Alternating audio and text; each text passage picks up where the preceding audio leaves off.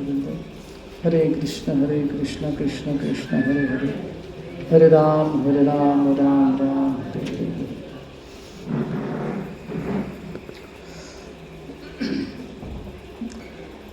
धीरे धीरे वे अथर्व पीछे से फर्स्ट बेंच पे आ गया। बोला कि इंटरेस्टिंग लग रहा है कुछ तो। क्विक रिकैप करते हम लोग। तो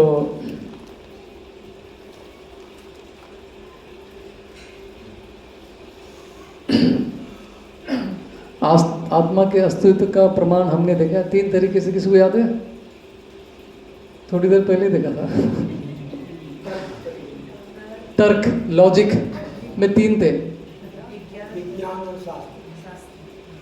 हाँ, विज्ञान और शास्त्र। लॉजिक में ही 3 थे। कॉमन सेंस, निरीक्षण वाला, इंट्रोस्पेक्शन और प्रभाव, कारण और प्रभाव, कॉज एंड इफेक्ट। फिर विज्ञान में क्या था? 3 चीजें।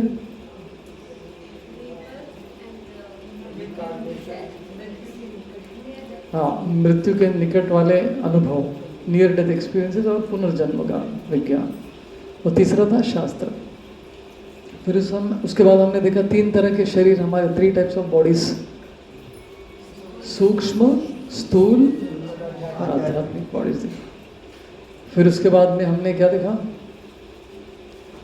आत्मा को देखने का तरीका क्या है? आध्यात्मिक प्रक्रिया। अपने ये आंखों से हम उसको देख नहीं सकते, क्योंकि वो सूक्ष्म शरीर से भी ज़्यादा सूक्ष्म है, बहुत सटल है वो, तो उसको देखना इतना आसान नहीं है। तो आगे बढ़ते हैं हम लोग।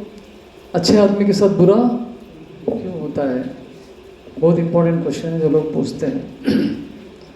Y do bad things happen to good people? Life में मेजर सेटबैक्स, बहुत सारी असफलताएं होती है, फ्रस्ट्रेशन होता है, जीवन में लॉस होता है, बिजनेस में लॉस होता है, फैमिली लॉस होता है, किसी घर में बचपन में ही बच्चा चला जाता है। तो मेरे बच्चे ने ऐसा क्या किया, भगवान ने ऐसा हमारे साथ क्यों किया है? राइट, इस तरह के क्वेश्चंस आते हैं। तो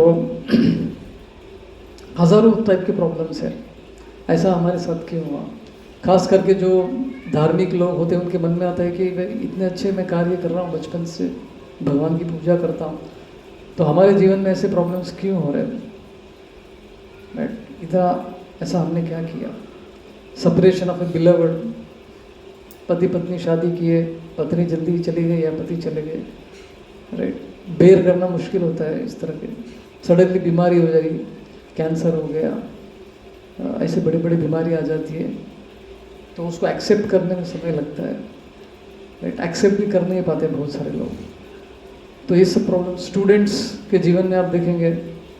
कोई लड़का है जो बहुत पढ़ाई करता है, लेकिन एग्ज़ाम में पता नहीं क्या हो जाता है उसको, एग्ज़ाम में मार्क्स कम हो जाते हैं, बाकी टाइम पे अच्छी पढ़ाई करते हैं। और कुछ लड़के होते हैं जो कल एग्ज़ाम है तो आज आराम से घूम रहे, पिक्चर देख रहे, और एग्ज़ाम में आराम से पास हो रहे बिना कोई मेहनत के। ऐसे भी देखते हैं हम लोग। राइट, तो इन सब के पीछे कारण क्या है? ऐसा क्यों हो रहा है? तो मन में ये प्रश्न आता है, अच्छे आदमी के साथ बुरा क्यों होता है? बेसिकली हमारा सबसे इम्पोर्टेंट क्वेश्चन होता है कि बुरे आदमी के साथ अच्छा क्यों हो रहा है? ये भी मन में क्वेश्चन आता ही है। राइट, तो इस तरह के बहुत सारे प्रश्न मन में आते रहती है। तो ये कौन कर रहा है?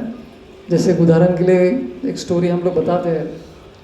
एक बड़े से ज़मींदार थे, वो हर दिन शाम में अपने घर के महल के ऊपर से जो नीचे दाल चावल वगैरह खाने के पदार्थ गांव वालों को के लिए देते थे वो। तो ऐसा हर दिन कर रहे थे, कई सालों से कर रहे हैं। लेकिन उनके मन में एक बात खटक रही थी कि ये लोग कभी भी ऊपर देखे ही नहीं मेरे तरफ, कभी एक बार भी थैंक यू नहीं बोला उन्होंने, बस ले रहे बस। तो अब एक साधु से जाके अपने गुरुजी से बात करते बताते हैं कि ऐसा ऐसा हो रहा है, मुझे थोड़ा सा बुरा लग रहा है, लेकिन ठीक है फिर भी मैं करूँगा अपना दान। तो गुरुजी ने बोला कि कल आप ये करो, कुछ आइडिया देते। तो अगले दिन क्या करते, ऊपर से दाल चावल खाने के पदार्थ फेंकने के बजाय ऊपर से पत्थर फेंकते। जमींदार, क्योंकि गुरुजी ने बुलाया। तो जैसे ऊपर से पत्थर फेंकने लगे, सब लोग ऊपर देखने लगे, कौन है, पत्थर क्यों फेंक रहा है तुम, तो डांटने लगे। तो ये सब हमारी कहानी भी हो सकती है। जब जीवन में सब अच्छा चल रहा है तो ऊपर कोई नहीं देखेगा, जैसे लाइफ में प्रॉब्लम्स आए, तुमने ऐसा क्यों किया मेरे जीवन में, भगवान के अस्तित्व के ऊपर प्रश्न आता है, वो है कि नहीं करके। जब तक अच्छा चल रहा है तो कोई पूछता नहीं है, जैसे लाइफ में कुछ बुरा हो गया तो लोगों के ऊपर लांछन भी लगाते हैं। पुराने हिंदी मूवीज में कुछ तो प्रॉब्लम हो गया तो मंदिर में आके जोर जोर से घंटी बजाएगा, ऐसे सीन याद है, ए भगवान अगर तू है तो कुछ चमत्कार करके दिखा, और चमत्कार हो भी जाते हैं राइट। तो इस तरह के मन में बहुत सारी शंकाएं के साथ हम लोग जी रहे हैं, एक्चुअली क्लैरिटी नहीं है इसके पीछे क्या है, राइट। तो मन में प्रश्न आता है, क्या भगवान इसके जिम्मेदार है जो मेरे जीवन में प्रॉब्लम्स हो रहे हैं, कौन है? तो ये $1 मिलियन क्वेश्चन है। क्या प्रभु हमारे सुख या संकट के लिए जिम्मेदार है? तो ये 5 टॉपिक्स, जैसे मैंने ऑलरेडी कहा, उसमें से 3 मेजर टॉपिक्स आज हम लोग करेंगे। तो हम लोग सुख की तलाश कर रहे हैं लेकिन गलत जगह पे खोज रहे हैं। तो क्या वहाँ जगह, सच में कोई जगह है जहाँ पे सुख मिलेगा? मैं कहाँ पर आया हूँ, वो व्यक्ति कौन है, और मैं कहाँ पर हूँ, और मैं यहाँ पे क्यों आया हूँ, इस भौतिक जगत में क्यों आया हूँ मैं, और मैं वहाँ कैसे पहुँच सकता हूँ जहाँ पे सुख मिलेगा। अगर ये दुखालय तो सुखालय किधर है, तो उस जगह पे मैं कैसे पहुँच सकता हूँ। तो ये सब ये प्रश्न मन में आती है, तो ये सब डिस्कस करेंगे हम लोग। भगवत गीता के 5 मुख्य विषय क्या है? ईश्वर, परमात्मा, आत्मा, जीव, प्रकृति, भौतिक नेचर, काल, समय, कर्म, क्रिया, प्रतिक्रिया।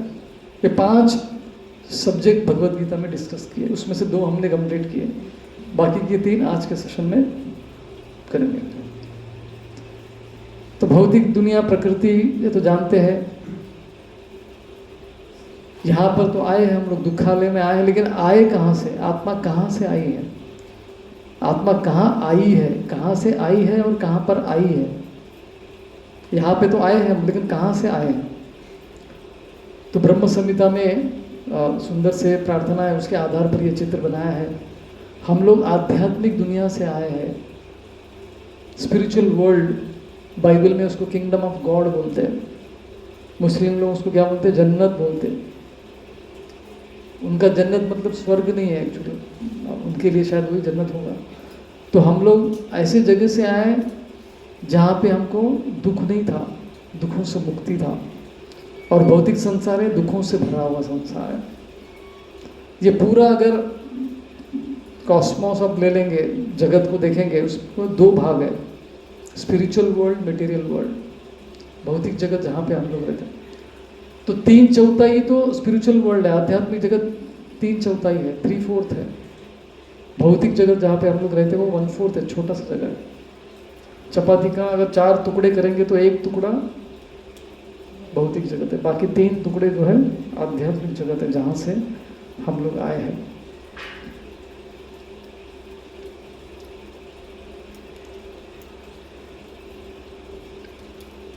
आगे बढ़ने रहे। तो भगवान ने तो इसको कहा दुखालय, यह संसार दुखी और अस्थाई है, ऑलरेडी हमने फर्स्ट सेशन में देख लिया, राइट। तो दुनिया गोल है, भूगोल हमने देखा है, प्रॉब्लम ही प्रॉब्लम है। चूहा जो है बिल्ली से डरता है, और बिल्ली कुत्ते से डरता है, कुत्ता आदमी से डरता है, आदमी पत्नी से डरता है, पत्नी चूहे से डरती है, चूहा बिल्ली से डरती है, गोल गोल है। ये तो सिर्फ आपको जगाने के लिए था। तो बेसिकली दुनिया गोल है, हर कोई किसी न किसी चीज़ से डरा हुआ है, परेशान है। मन में प्रश्न भी आते हैं, दुनिया बनाने वाले क्या तेरे मन में समाई, काहे के तुम काहे को दुनिया, तूने काहे को दुनिया बनाई। तो दुनिया किस लिए बनाई, इसके पीछे गाने भी है, लेकिन उसका आंसर शास्त्र में दिया है, दुनिया क्यों बनाई भगवान ने।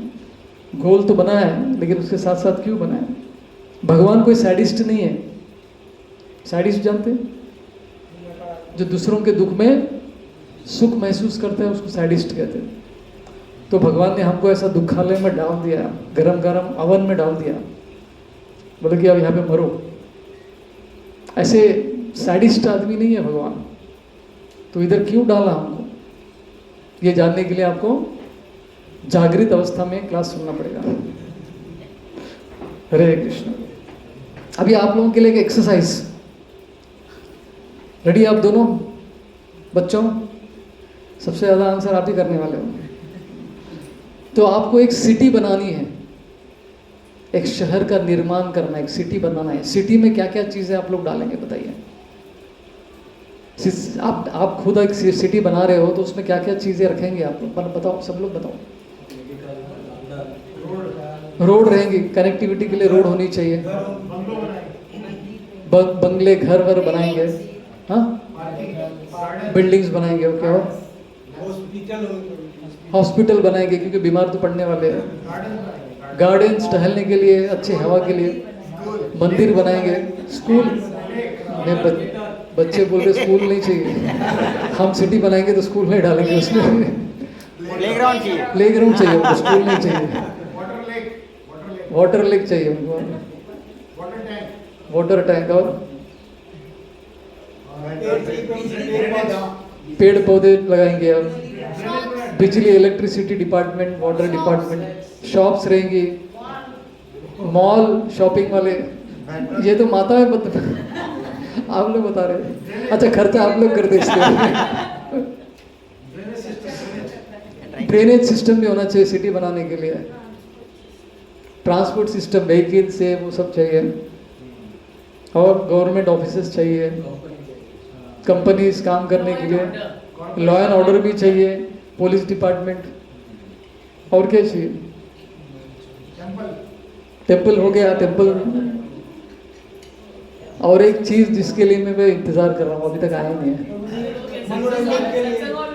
मनोरंजन के लिए पिक्चर हॉल और ये सब, मूवी हॉल, इसकी। और इलेक्ट्रिक सप्लाई। हाँ हाँ, उधर सब आ गया। हाँ, ग्रेवयार्ड।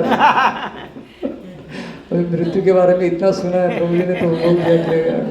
स्मशान घाट होना चाहिए। ओके, और अथर्व क्या हो गया?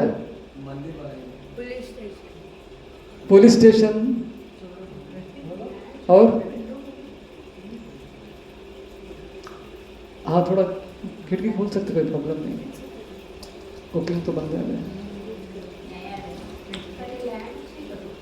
आप लोगों ने बराबर बोला, ये सब चीज़ें कुछ एग्जाम्पल्स यहाँ पे भी दिए हैं। तो एक चीज़ जो आपने भी मिस किया और ये स्लाइड में मिस है, वो क्या है?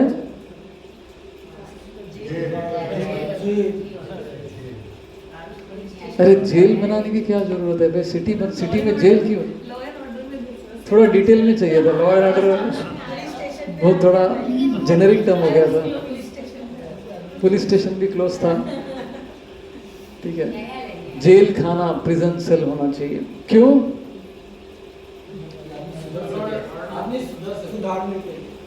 पर सुधारने से पहले क्या होता है? पनिशमेंट, सजा मिलती है। पनिशमेंट से पहले क्या होता है? लोग गलतियां करते हैं। अभी ऐसा नहीं करेंगे कि आपकी भाई गलतियां करने दो, उसके बाद देखते हैं बनाते हैं कुछ, ऐसा थोड़ी होता है। प्यास लगने के बाद कुआं खोदना चालू करते हैं कि हम लोग पहले ही रेडी रखते हैं। उसी तरह से पहले ही पता है कि कुछ लोग समाज में गलतियां करेंगे, गवर्नमेंट के रूल्स को ब्रेक करेंगे, राइट। तो यहाँ पे आर्थर रोड जेल है, यहाँ पे हमारे मंदिर के बहुत पास में है। वहाँ पे भी जाके कभी कभी सेशंस करते थे हम लोग जेल खाने में। तो उसी तरह से ये भौतिक जगत जहाँ पे दुखालय जिसे कहते हैं, जहाँ पे हम लोग रहते हैं, उसकी तुलना किससे की गई है? जेल। हम लोग सब जेल में हैं। हे भगवान, यही सुनने के लिए इतना पैसा भर के इधर आए क्या? राइट। तो लेकिन एसेंशियल एलिमेंट है ये सिटी का। उसी तरह से भगवान को भी पता है कि कुछ लोग मेरे हिसाब से नहीं रहना चाहते हैं तो उनके लिए एक अलग जगह बना के रख दिया है, आप यहाँ रह सकते हो। जिसे भौतिक जगत कहते हैं, जिसे दुखालयम करते हैं। जेल में सुख रहता है, जेल में दुख ही दुख होता है, पत्थर फोड़ने पड़ते हैं, 6x6 फीट वाला जगह मिलता है सोने के लिए, हार्ड भाग क्या बोलते चपाती रोटी खाना पड़ता है, बहुत काम करवाते हैं, काम नहीं करेंगे तो मार भी पड़ती है। तो वहाँ का लाइफ एकदम कठिन होता है, राइट। और वहाँ का आदमी अक्सर क्या प्लान करता है, वहाँ से निकलने का बोल सकते, भागने का नहीं। भागेंगे तो फिर पकड़ा जाएगा तो फिर मार खाएगा बेचारा। ठीक प्रॉपर वे में भी निकलने का प्लान करता है, अच्छा बर्ताव करके, राइट। जेल इसलिए होता है। तो कारागार गृह की क्या आवश्यकता है, रेक्टिफिकेशन, क्या कि वो सुधर जाए। जैसे आपने बताया, आदमी में सुधार लाने के लिए भी जेल को बनाया जाता है, ताकि वहाँ पे रह के सुधर जाए। बाकी फिर जब समाज में आएगा तो गड़बड़ नहीं करेगा। रिफॉर्मेशन के लिए, रेक्टिफाइंग के लिए, रेक्टिफिकेशन के लिए। और एक है वहाँ पे पेन और पनिशमेंट भी होता है, वो भी जरूरी है। दोबारा गलती न करने के लिए पनिशमेंट देना जरूरी पड़ता है, तो आदमी सीखता नहीं है। कुछ लोग मार खा के ही सीखते हैं। तो where did we come from, हम कहाँ से आए थे, आध्यात्मिक जगत से आए हैं। और हम क्यों आए, क्योंकि हम भगवान से स्वतंत्र जीवन बिताना चाहते हैं, उनसे अलग रह के हम अपना जीवन गुजारना चाहते थे। भाई बहुत हो गया आपके दुनिया में, अभी हमको कुछ अलग रहना है। जैसे नया नया शादी होता है, 6 महीने के बाद पति पत्नी बेटा क्या बोलेगा, पिताजी अभी हम लोग अलग रहेंगे, अपना घर बनाएंगे। आजकल बहुत होता है। तो पिताजी बोलते कि मत जाओ, साथ में रहो, एक साथ रहेंगे, हम अच्छे से रहेंगे। अलग जाओगे तो फिर से घर लेना पड़ेगा, फिर से सब सामान डबल डबल खरीदना पड़ेगा, कितना खर्चा होगा। साथ में रहेंगे, खुशी से रहेंगे। नहीं पिताजी, हम अभी अलग रहेंगे। ठीक है। तो भगवान ने भी क्या किया, जोर जबरदस्ती नहीं कर सकते हो, थोड़ा ठीक है। लेकिन भगवान ने क्या किया, कहाँ जाएंगे उसके लिए भी जगह बना के रखा है। ठीक है, आप यहाँ पे जाओ, ठीक है, जब पक जाएंगे तो मेरे पास आ जाना। तो वो तो पक रहे हम लोग, अभी पूरी तरह से पके नहीं है अभी तक। तो उसी को बोलते फ्रस्ट्रेशन हो कि एक दिन हम लोग मोक्ष के पथ में लगेंगे, जब हमको पता चलेगा हम कहाँ से आए, वहाँ पे वापस जाने की इच्छा प्रकट करेंगे और कोशिश करेंगे। अगर जेल में सब कुछ अच्छा है तो कोई बाहर आने का प्लान करेगा क्या? 3 टाइम मस्त फीस्ट मिल रहा है खाने को, रहने के लिए भी अच्छा कुशन वाला बेड मिल रहा है, और कुछ काम वाम भी नहीं करना पड़ रहा है, ऐसी जगह से कोई निकलना चाहेगा? तो उसलिए जानबूझकर इसको कठिन वाला जगह बनाया है, ताकि यहाँ से निकलने का विचार आए मन में, यहाँ पे रहने का विचार ना आए। क्योंकि ये जगह हमारे लिए नेचुरल नहीं है यहाँ पे रहना, आत्मा के लिए, राइट। तो भगवान से इंडिपेंडेंट होके हम लोग यहाँ पे आए हैं। और जैसे ही आए, जेल में आते कि सबसे पहले क्या देते हैं? कपड़ा। और फिर जेल में बहुत बड़ा डाकू रहेगा, क्रिमिनल रहेगा, तो उसको सलाखें भी लगाते हैं, राइट। पुराने मूवीज में कोई बड़ा विलन रहता है तो उसका दिखा दे, छन छन करके आता रहेगा, राइट। तो ये सब चीज़ें जैसे ही जेल में आते हैं तो सज़ा क्या मिल रही है हमको यहाँ पे? 4 रियल प्रॉब्लम्स क्या है?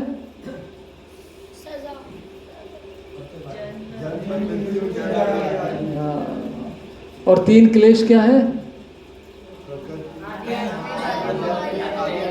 तो ये पनिशमेंट हमको दिया जा रहा है यहाँ पे, ठीक है। तो ये पनिशमेंट से हम लोग परेशान हैं। आदि आत्मिक, आदि भौतिक, आदि दैविक, जन्म मृत्यु जरा व्याधि, राइट। तो इस कारागार गृह का जेलर कौन है? दुर्गा देवी। तो जेल का एक नाम क्या है संस्कृत में? दुर्ग। दुर्ग बोलते हैं ना, अलग अलग। शिवाजी महाराज के बहुत सारे दुर्ग, फोर्ट्रेस, राइट। तो दुर्ग का मतलब है जिसको कोई ब्रेक नहीं कर सकता। उसका लिटरल मीनिंग क्या है? कोई तोड़ नहीं सकता उसको। तो पहले पहले कैदियों को ऐसा दुर्ग में, फोर्ट्रेस में रखते थे, वहाँ से कोई भाग ही नहीं पाता था। तो भौतिक जगत नामक इस दुर्ग में जो जेलर है वो कौन है? दुर्गा देवी। तो she is the jailer of this material world, right. तो इससे भागना मुश्किल है, दुर्गा देवी के त्रिशूल से बचना मुश्किल है। उनका जो त्रिशूल है वो किस चीज़ का संकेत करता है? 3 तरह के जो क्लेश है ना, वो 3 तरह के क्लेश है ये, जिससे हमको वो ये करके रखा है उसने। तो ये अपना प्रॉब्लम क्या है कि हम लोग इतना बेशर्म हो गए हैं या फिर इतना डिसेंसिटाइज्ड हो गए, मतलब प्रॉब्लम्स इतना आदत हो गया हमको। तो कुछ लोग बोलते हैं हाँ this is part of life, problem भी जीवन का एक भाग है, इसमें क्या है, ऐसा हो गया, ऐसा हमारा विचार हो गया, विचारधारा हो गया। तो ऐसे लोग जो यहाँ से जाने का भी प्लान नहीं करते थे, जैसे जेल में भी कुछ कैदी ऐसा होते हैं, मार खा खा के मोटे बन, तगड़ा सा स्किन उनका मोटा बन जाता है, इतना मार खाए कि उनको फर्क ही नहीं पड़ता है अभी।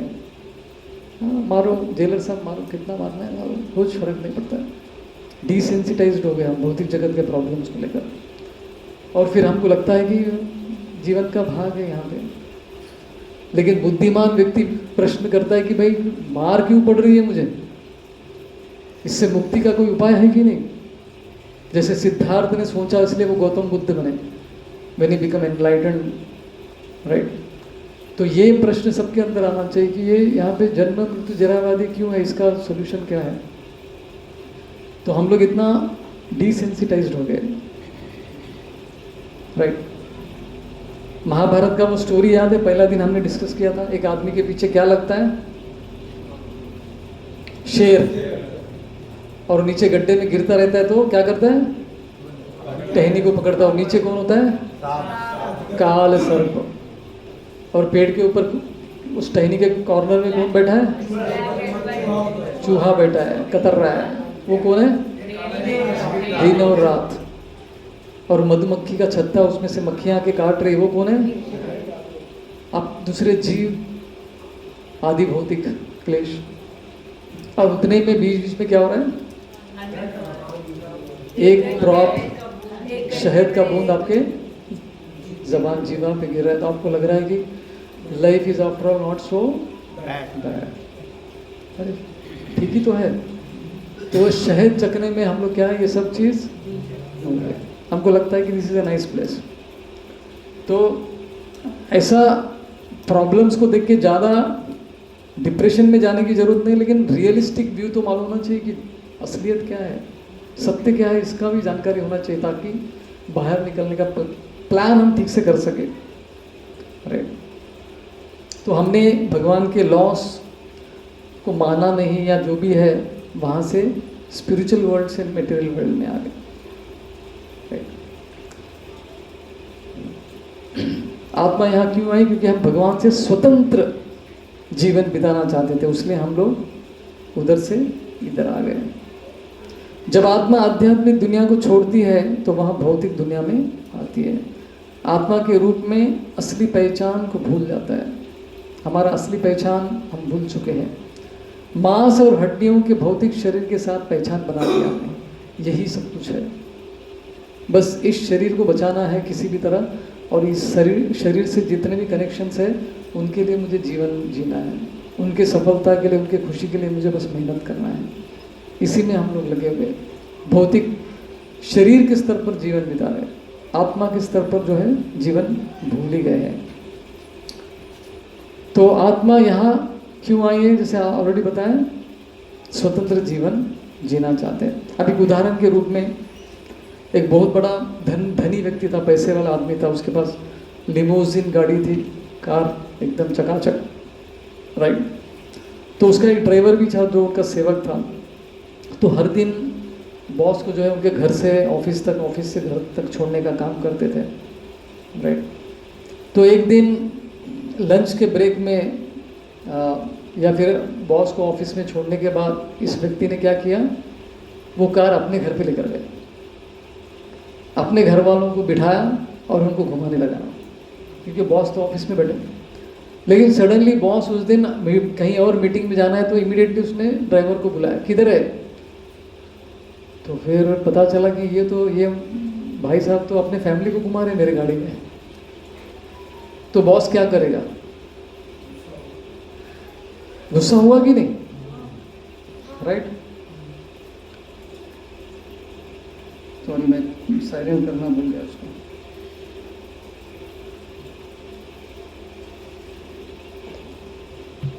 गुस्सा होगा। लेकिन जब ड्राइवर बॉस को कहीं पे लेकर जा रहा है तो गाड़ी कौन चला रहा है? ड्राइवर ही चला। अभी बॉस ये नहीं बोल सकता है ड्राइवर को कि देखो तुम मेरे गाड़ी में बैठे हो तो तुम एसी क्यों ले रहे हो, मेरा मैं ओनर हूँ इसका।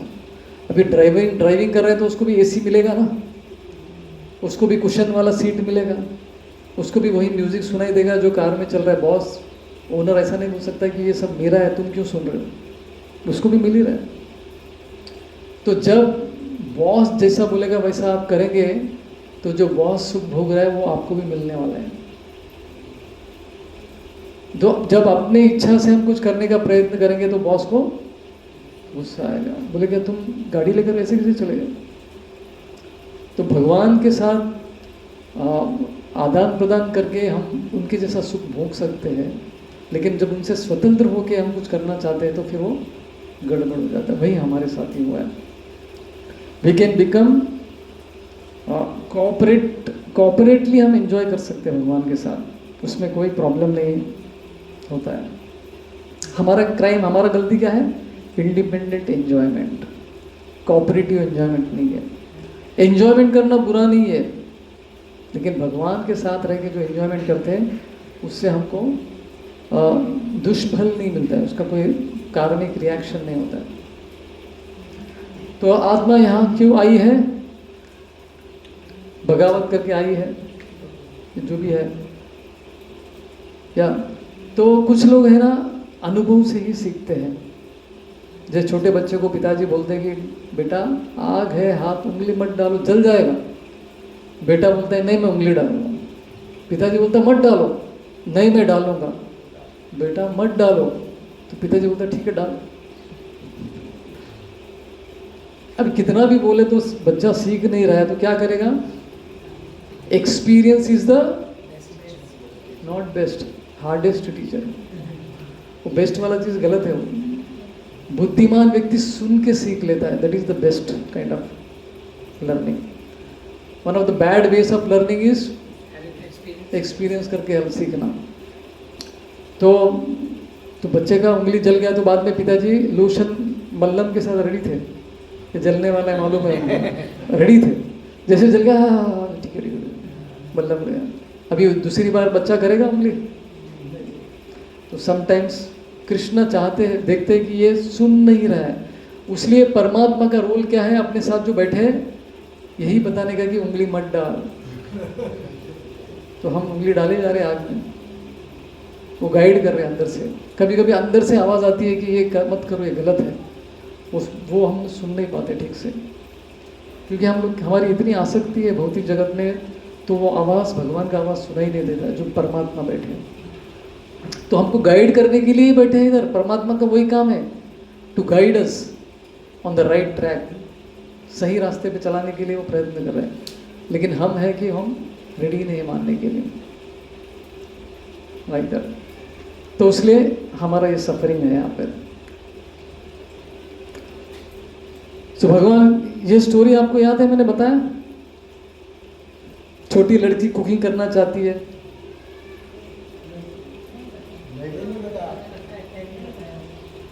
अच्छा आप लोगों को नहीं, किसी दूसरे प्रोग्राम में पता है, मिक्स हो जाता है कभी कभी। तो एक बार एक छोटी लड़की किचन में गई, माँ किचन में कुकिंग कर रही थी। छोटी लड़की बोलेगी मम्मी मम्मी मैं भी कुकिंग करूँगी।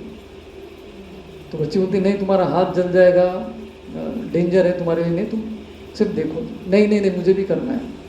तो मम्मी ने क्या किया, एक टॉय किचन खरीद के दिया उसको, उसमें तुम कुकिंग कर लो।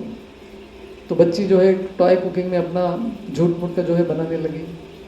बच्चियाँ करती हैं ना लड़कियाँ। तो दोपहर का टाइम हो गया, 1 बज गया, भूख लग रही है। तो मम्मी मम्मी करके मम्मी के पास आती है, बोलती मुझे भूख लगी है कुछ खिलाओ। तो मम्मी ने बोला कि तुम्हारा किचन तुम्हारे पास है ना, तुम बना के खा लो, मेरे पास क्यों आई? नहीं नहीं वो झूठ मूठ का असली वाला तो इधर है, मुझे खिलाओ। तो हम इस लड़की की तरह ही कर रहे हैं। भगवान भगवान मुझे आपके जैसा बनना है। नहीं, जल जाएगा तुम्हारा हाथ। एक बार जब महाभारत वार के पहले अश्वत्थामा कृष्ण के पास आके बोलता है, कृष्ण मुझे आपका सुदर्शन चक्र चाहिए। तो कृष्ण पूछते हैं, मेरा सुदर्शन चक्र लेके तुम क्या करोगे? मैं बोला, तुमको ही मार दूंगा।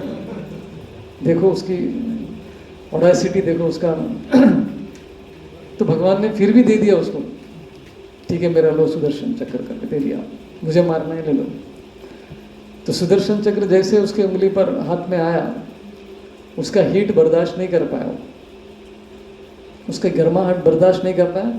कृष्ण वापस ले लो, वापस ले लो, मुझे नहीं चाहिए, मुझे नहीं चाहिए करके डर के दे दिया उसने। तो संभालने की शक्ति भी नहीं है उसके पास। तो भगवान बनना इतना आसान नहीं है। एक इंग्लिश का हॉलीवुड मूवी आया था जिसमें जिम कैरी का मूवी था, जिसमें वो भगवान का रोल करते हैं। उसको इतनी प्रार्थना है, अपने लोग लिखते हैं कि उसका आंसर करते करते थक के गिर जाता है।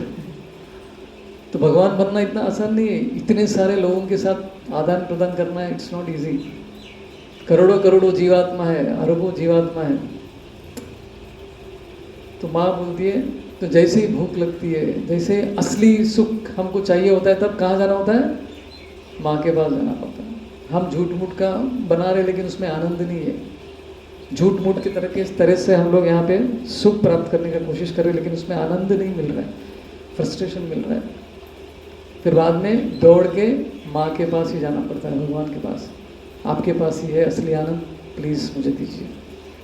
तो ये है स्टोरी इस छोटे से इस लड़की के स्टोरी के माध्यम से।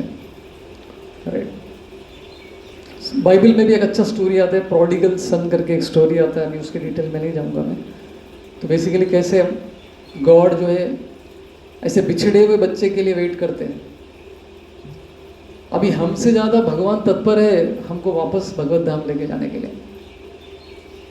कृष्ण हमसे ज़्यादा तत्पर है। अरे ये बेचारा यहाँ पे सफरिंग कर रहा है, इसलिए बार बार अवतार लेके क्यों आते हैं यहाँ पे? टाइम पास करने के लिए नहीं है, पास टाइम करने के लिए आते हैं। बार बार अवतार लेके आने का कारण क्या है? ताकि हम उनके प्रति आकर्षित हो जाए, फिर मन में इच्छा हो जाए कि कृष्ण आपकी भक्ति करना है, आपके पास आना है। ये इच्छा जागृत करने के लिए भगवान बार बार आते हैं भौतिक जगत में। वो कृष्ण हमको छोड़ दिया ऐसा नहीं है, भौतिक जगत में डाल दिया, भूल गए ऐसा नहीं है। कॉन्स्टेंटली हमारे बारे में बार बार विचार करें कि भाई इसको कैसे मैं लेकर आऊँ। कभी खुद आते अवतार लेके, कभी अपने मैसेंजर्स को भेजते, जाओ इनको लेकर आओ। यहाँ पे सुखी नहीं रह पाएंगे, दुखालय है, कठिन जगह है। उनके मन में ये इच्छा जागृत करो, राइट, ताकि वो घर वापस आ जाए। सुबह का भूला शाम को लौट आया तो वो भूला नहीं कहलाता है। तो भगवान वेट करते रहते हैं हम हमारे लिए, कब आएगा कब आएगा, लाइक दैट। तो जैसे मैंने कहा कि जेल में डालते ही कपड़ा मिलता है, चेक्स वाला कपड़ा, देखो वाइट एंड ब्लैक स्ट्रिप्स का कपड़ा रहता है। तो उसी तरह से जैसे हम भौतिक जगत में आए, हमको भी 84 लाख तरह के कपड़े भगवान ने बना के रखे। एक कैटेगरी नहीं, कितने? 84 लाख स्पीशीज है, योनिया है। उसका डिवीजन यहाँ पे जलजानव लक्षानि स्थावर लक्षविंशति क्रमयो रुद्र सांख्या का पक्षी नाम दशलक्षणम त्रिष्मलक्षाणि पशव चतुर्लक्षाणि मानुष। जलजा, जल में रहने वाले कितने वैरायटी है? 9 लाख स्पीशीज है। इतना डिटेल तो साइंस के पास भी नहीं है। पद्म पुराण का श्लोक है। स्थावर लक्ष्य विंशति, जो एक जगह पे खड़े हैं, हिल नहीं सकते, पेड़ पौधे। हाँ, ये कितने हैं? ये कितने हैं? स्थावर लक्ष्य विंशति कितना आता है? 20 लाख। क्रमयो रुद्र संख्या का कीड़े मकोड़े कितने हैं? 11 लाख है। पक्षी नाम दशलक्षणम, 10 लाख पक्षियों की योनियां हैं। त्रिंशल लक्षाणी, बाकी सब एनिमल्स कितने? 30 लाख है। और 4 लाख केवल मनुष्य की योनियां हैं। तो क्विकली हम इन सब के दर्शन करते हैं, 84 लाख योनियों की एक दर्शन करते हैं। ब्लू व्हेल, जलजा, जल में रहने वाले जानवर ही है, राइट। कितने वेराइटी है इसमें? केवल 3 वेराइटी दिखाए मैंने आपको। और दूसरे जो एक जगह पड़े रहते हैं, हाँ, जो चल नहीं सकते, पेड़ पौधे, कीड़े मकोड़े, इतने वेराइटी है। हम बस कुछ एग्जाम्पल्स आपको दिखा रहे हैं। कितना सुंदर है ना? Yes, so beautiful. किसको बनना है इसके ऐसा? ये तो मिस्टर इंडिया ही है। राइट। कितने वेराइटीज है। पक्षियाँ देखने में कितने सुंदर लगती है, लेकिन उनका लाइफ इतना आसान नहीं रहता है। एक पक्षी दूसरे पक्षी को मारने को लगे रहते हैं। राइट।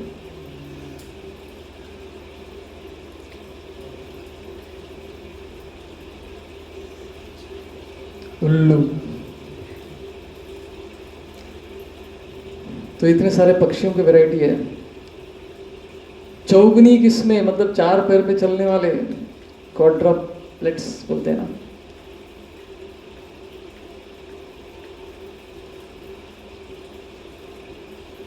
मूछे वाले। पोलार बेयर बर्फ के इलाकों में रहता है। हाथी, किसी को हाथी बनना है? हिरन,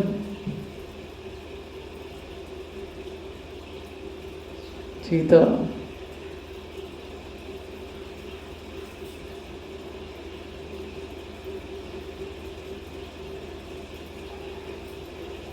अभी आप सोच रहे कि प्रभु जी इतने सारे हम नेशनल ज्योग्राफिक चैनल में देख लेते हैं, आप क्या इतना सब क्यों दिखा रहे हैं?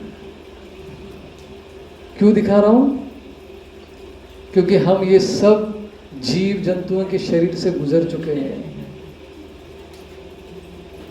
ये सब हम बन चुके हैं, याद नहीं है, लेकिन ये सब बॉडीज में जी चुके हैं हम लोग।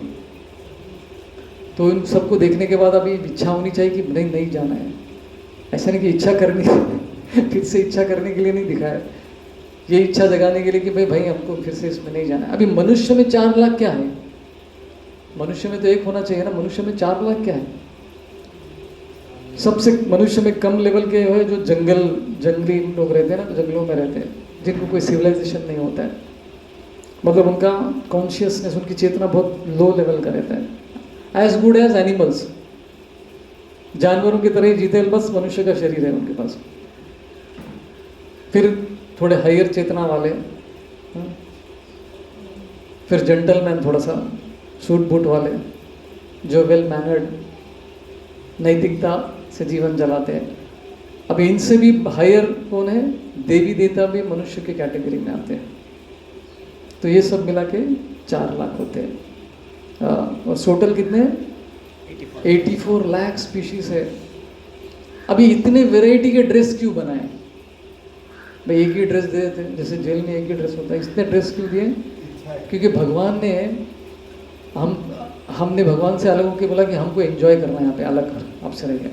तो भगवान ने एंजॉयमेंट के लिए भी वैरायटी दिया है। हर योनि में अलग टाइप का एंजॉयमेंट है। किसी लोगों को वो कंटिन्यूसली सोने की इच्छा रहती, बस टाइम मिले तो बिस्तर में घुस जाते हैं। ऐसे लोग हैं, नींद नींद नींद चाहिए, बस सोना चाहिए। तो भगवान बोलते कि तुमको मनुष्य शरीर क्यों चाहिए? फिर इसके लिए जो बर्फ में रहने वाले भालू है उनका शरीर में दे देता हूँ, जो 6 महीने तक कंटिन्यूसली सो सकते हो। 6 महीने एट ए स्ट्रेच सो सकता है। अनलिमिटेड आपको मांस मच्छी खाना है तो मनुष्य का शरीर क्यों चाहिए? उसके लिए मैं तुमको शेर का शरीर दे दूँ। तो हर शरीर में एक पर्टिकुलर टाइप का एंजॉयमेंट हम लोग कर सकते हैं। तो इसलिए इतना वेराइटी ऑफ एंजॉयमेंट दिया, इसलिए इतना वेराइटी ऑफ ड्रेस भगवान ने बनाया है। तो जब जेल में डालते हैं तो जेल की दीवारें भी होती है, सलाखें भी होती है। तो कैदी को सलाखें वगैरह पहनाते, तो हमको ऐसा कुछ हाथ में तो दिख नहीं रहे। जेल में है हम लोग, तो हमको किसी ने बांध के तो नहीं रखा है। तो हमको किस चीज से बांधा हुआ है?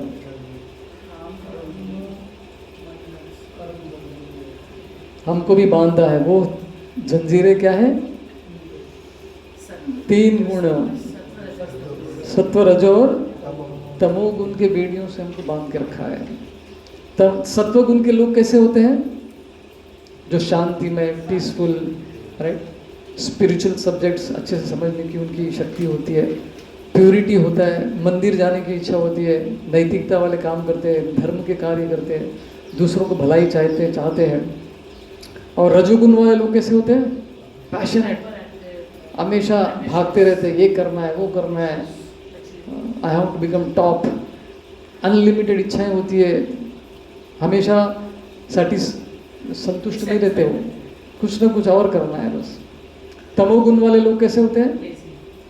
लेजी, हमेशा सोते रहते हैं, डल रहते हैं, आज करे सो कल करे, कल करे सो परसों, परसों करे सो परसों करे, पोस्टपोन करते रहते हो। तो इस तरह से ये 3 गुणों से हमको बांध के रखा है, प्रकृति के 3 गुण हमको इसमें भौतिक जगत में बांध के रखा है। इसकी वजह से हम लोग भक्ति में नहीं आते। तमोगुण वाला बोलता है कि अरे मेरे पास टाइम नहीं है, सत्संग प्रोग्राम में आओ बोले तो क्या बोलता है? No time, lazy. रजोगुण बोलता है कि नहीं नहीं मुझे बहुत काम है, बहुत बिजी हूँ मैं कोशिश करूँगा आने के लिए, वो भी सत्संग में नहीं आता है। और सत्वगुण वाले लोग क्यों नहीं आते सत्संग में? वो बोलते कि उनको फीलिंग रहता है कि अरे मेरे को ऑलरेडी इतना नॉलेज है और मैं सुखी हूँ, कोई प्रॉब्लम ही नहीं लाइफ में, मेरे को ज़रूरत नहीं है भगवान की। वो भी ऐसे विचारों से बंधा हुआ है इस भौतिक जगत में। उसको लगता है कि यहाँ पे सब कंफर्टेबल है, लाइफ में प्रॉब्लम्स नहीं है उसकी। तो इस तरह से तीनों भी फंसे हुए हैं, सत्वगुण वाला भी इस भौतिक जगत में फंसा हुआ है। तो ये 3 तरह की जेल है इन वन सेंस, सात्विक जेल, राजसिक जेल और तामसिक jail. A class, B class और C क्लास जेल है ये, राइट। तो है तो जेल ही, लेकिन कम से कम जो सत्व गुण में है उसको भक्ति करने के चांसेस थोड़े ज़्यादा हैं, थोड़ा आसान होता है। जैसे एक बार हमने एक्सपेरिमेंट किया था, सुई में धागा डालने का एक्सपेरिमेंट। आप में से कितने लोग डाल पाते हैं अभी? छोटे बच्चों को ही बुलाना पड़ता है, अरे बच्चे जरा डाल के दे दे जरा। हमारी नानी दादी ऐसे ही बोलते, अरे इधर थोड़ा सुई में धागा डाल के दे, तो हम लोग डाल के दे देते हैं। तो अभी आपके हाथ में है ना, बॉक्सिंग का ग्लव्स दिया है और आपको बोला है कि सुई में धागा डालना है, कोई चांस है डालने का? बॉक्सिंग के ग्लव्स पकड़ने ही नहीं आएगा सुई और धागा। फिर बाद में क्रिकेट के विकेट कीपिंग वाले ग्लव्स किसी को दिया और बोला डाल, उसको भी डिफिकल्ट हो रहा है। वो लास्ट में सर्जिकल वाले ग्लव्स दिया है, बोले कि डालना है, तो उसमें क्या है, थोड़ा सा चांस है क्योंकि वो पतले होते हैं, तो देयर इज सम चांस, तो वो सत्वगुण वाला है। बॉक्सिंग वाले ग्लोव्स क्या है?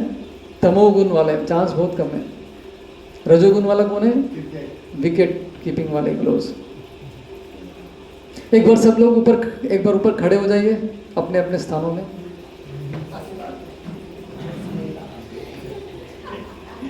और हाथ ऊपर कीजिए, एकदम स्ट्रेच कर लीजिए।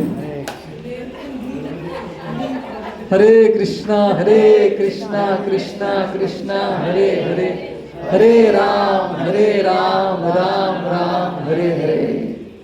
बैठ सकते हैं। Thank you so much.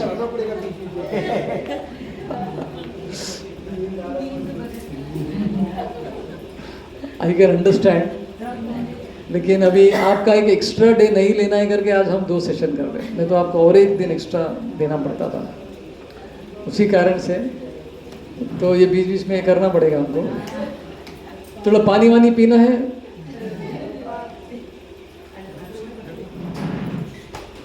P लीजिए, सुस्ता लीजिए 2 मिनट। कभी आपने सोचा, कभी हम YouTube का वीडियो, बहुत थके हुए लेकिन YouTube में वीडियो देख रहे, नींद आती है? सोचने वाली बात है। तो जहाँ पे रुचि है, जहाँ पे इंटरेस्ट है, वहाँ पे आदमी अलर्ट रहता है। तो ये सब्जेक्ट मैटर्स हमारे लिए नया है, आप नहीं, हमारा भी ऐसा ही प्रॉब्लम होता है कभी कभी। एक बार तो हमारे भागवत स्पीकर भी बेचारे सो गए थे, तो एक बार ऐसा भी हुआ था। प्रभु जी सात्विक रहेंगे तब भी जेल में ही है? जेल में ही है प्रभु। भगवत गीता में श्लोक है, सात्विक लोग 2 चीज़ों से बंधे हुए हैं, नॉलेज एंड हैप्पीनेस। उसको लगता है कि मैं बहुत नॉलेजेबल हूँ, उसको लगता है, क्योंकि वो उसका लाइफस्टाइल इतना अच्छा है ना, उसको प्रॉब्लम्स ज़्यादा नहीं आती है बिकॉज ऑफ हिज लाइफस्टाइल। तो उसको लगता है कि I am happy, why do I need God, भगवान ईश्वर मुझे क्यों चाहिए। बोलेगा नहीं लेकिन अंदर रहता ही है, फीलिंग रहता है। कभी कभी ऐसे लोग हार्ड नट्स होते हैं, रजोगुण वाले लोग आ जाते हैं कम से कम आज के ज़माने में सत्संग में। इतने प्रॉब्लम्स जीवन में चल रहे, भाई कुछ सुन लेते हैं, यहाँ पे कुछ गुरुजी बोल रहे कुछ अच्छा हो जाए अपने जीवन में, लेकिन हेतु वही रहता है कि मेरे जीवन में सब अच्छा होते रहना चाहिए, ऑब्जेक्टिव वही रहता है। कंटिन्यू करें। तो जस्ट उस गुडनेस, तो हर बहुत सारे चीज़ें ये 3 गुणों में डिवाइडेड है। हम जो खाना खाते हैं वो भी 3 गुणों में बटा हुआ है। गीता में श्लोक आता है, भगवत गीता के 17 चैप्टर में आता है। सत्व गुण का आहार कैसा है? सात्विक, वेजिटेरियन फूड। रजोगुण का आहार कैसे होता है? स्पाइसी। वो खाएंगे तो 9 द्वारों में से पानी आएगा,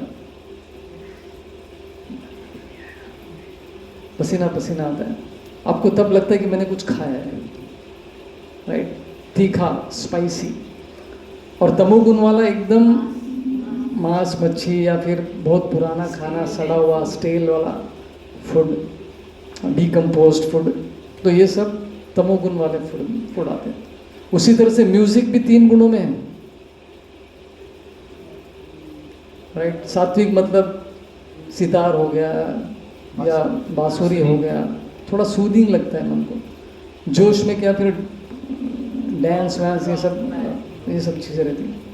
और तामसिक वाले म्यूज़िक तो पता नहीं क्या, मतलब पूरा शरीर हिलता रहता है आपका, वाइब्रेटिव होता है वो म्यूज़िक सुनने के बाद, जिसमें बास वाला ज़्यादा रहता है, साउंड में रहता है ना, बास फ्रीक्वेंसी रहता है, लोअर वाला फ्रीक्वेंसी ज़्यादा रहता है, धुम ऐसा आवाज़ है ना, तो वो आपके पूरे बॉडी को वाइब्रेट करता है, राइट? एक बार एक आदमी ने क्या किया, अपने खेती में जानवर नहीं आना चाहिए करके उसने खेती में रॉक म्यूजिक लगा दिया, तो बेचारे जानवर डर के वो खेती में आ ही नहीं रहे थे। तो शास्त्र में एक ऐसा फैमिली है, अपने शास्त्रों में एक ऐसा फैमिली है, एक ही फैमिली, ये 3 गुणों के लोग हैं। एक ही फैमिली में तीनों लोग हैं, ये तीन अलग अलग गुणों में है वो लोग। कौन सा फैमिली है? शिवा नहीं, वो लोग सब सात्विक लोग हैं। रावण कोई बताना चाहेगा?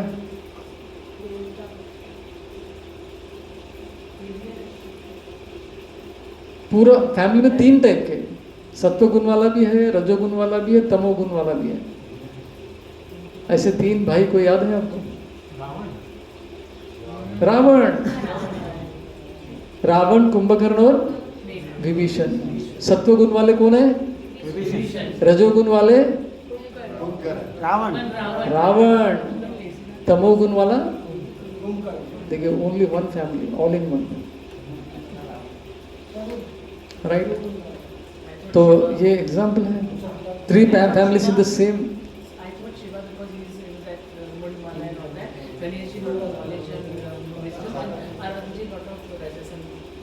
नहीं, तीनों सत्व और विशुद्ध सत्व वाले वो लोग।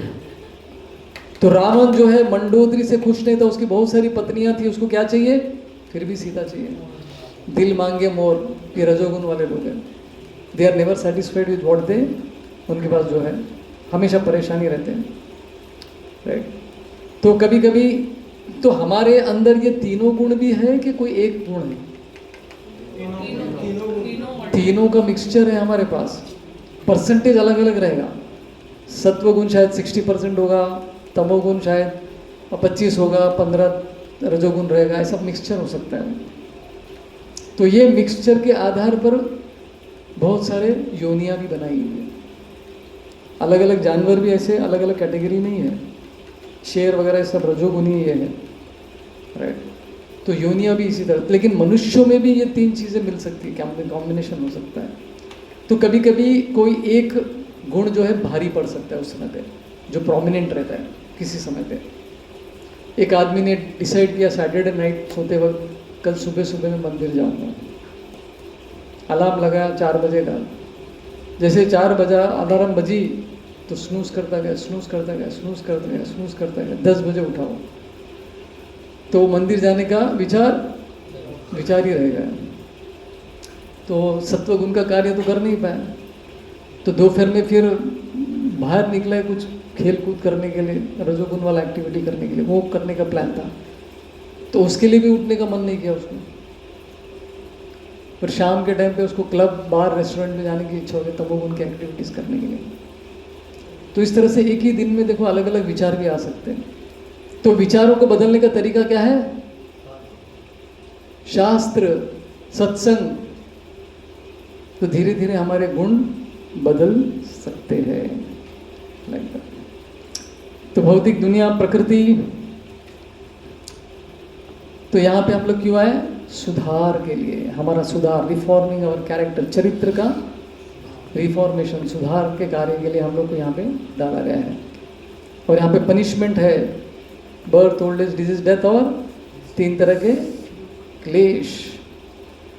फिर हम लोग कहाँ से आए? आध्यात्मिक जगत, वैकुंठ लोक जिसे कहते हैं। कुंठ मतलब क्या है? तनाव, दुख। वैकुंठ मतलब जहाँ पे तनाव या दुख नहीं है। तो वैकुंठ में कोई ये मिजरीज नहीं है, रियल प्रॉब्लम्स और क्लेश वहाँ पर नहीं है, मृत्यु नहीं होती है वहाँ पे, अमर रहते हैं सदा के लिए। तो वहाँ से हम लोग आए हैं। और कहाँ पर आए हैं? और हम लोग क्यों आए यहाँ पर? भगवान से स्वतंत्र जीवन बिताना चाहते थे। कॉपरेट होकर भगवान के साथ रहेंगे तो हमको अनलिमिटेड सुख, यहाँ तक कि भगवान से ज़्यादा सुख अनुभव कर सकते हैं। हमको लगता है कि वो ही क्यों सब आनंद ले रहा है, नहीं, उनसे भी ज़्यादा आनंद हम लोग भोग सकते हैं उनकी सेवा करके। और ये श्रीमती राधा रानी को अनुभव होता है कृष्ण की सेवा करके। तो कृष्ण परेशान है कि भाई मेरे से ज़्यादा मेरे भक्त इतना क्या आनंद ले रहे हैं, वो भी मेरी भक्ति करके। तो कृष्ण ने विचार किया कि मैं भी अपना भक्त बन के आऊँ। तो वही कृष्ण चैतन्य महाप्रभु के रूप में आया, टू टेस्ट। मेरे भक्त जो है, जो आनंद लूटते हैं मेरी सेवा में, वो मुझे भी देखना है, मैंने कभी चखा नहीं हो। तो भगवान खुद भक्त बन के आते हैं और भक्ति करके वो अनुभव जो राधा रानी को होता है, टॉप मोस्ट अनुभव सेवा करके, वो अनुभव करने के लिए भगवान देखो एक रूप धारण करके आए, चैतन्य महाप्रभु। तो भगवान का सेवक बनने में कोई नुकसान नहीं, उल्टा फायदेमंद ही है। भगवान से ज़्यादा हम लोग सुख भोग सकते हैं। तो हमको क्या कपड़े दिए, कितने वैरायटी के कपड़े दिए हैं? अथर्व 84 लाख, 84 लाख वेराइटीज ऑफ कपड़े हैं अपने पास। रोज एक कपड़ा बदल सकते लेकिन बदलना नहीं है हमको। शैकल्स क्या है अपने को? 3 गुणों से, सत्व, रजोन, तमोगुण से हम लोग बंधे हुए। तो ये है प्रकृति के बारे में हमने डिस्कस किया अभी। तीसरा सब्जेक्ट मैटर जो भगवत गीता का है। अभी आगे हम लोग काल, मैं समय हूँ, मैं काल हूँ, सुना होगा ना महाभारत सीरियल में। Time and tide waits for none, समय किसी के लिए रुकता नहीं। कृष्ण भगवत गीता में क्या कहते हैं? मैं कौन हूँ? मैं कालोस्मी।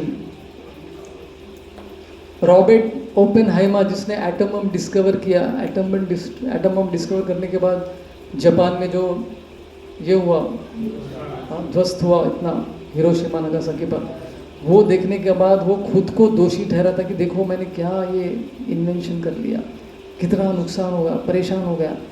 फिर आइंस्टाइन के साथ उसने चर्चा की ये हमने क्या कर दिया करके, लेकिन जो हो गया हो गया, राइट। तो इस तरह से अलेक्जेंडर द ग्रेट इतना पावरफुल, इतने सारे राज्यों को उसने कॉन्कर किया। एक नया राज्य कॉन्कर करता था, पीछे से एक राज्य छूट जाता था उससे। क्या क्या करने की जरूरत थी उसको? अपने पूरे सैनिकों को लेकर अपने गांव भाव फैमिली को छोड़ के घूम रहे राज्यों को प्राप्त करते करते। लेकिन जैसे जैसे आगे जा रहे उसके लोग भी कम होते जा रहे हैं और उसने जो भी प्राप्त किए वो धीरे धीरे छूट भी जा रहे हैं।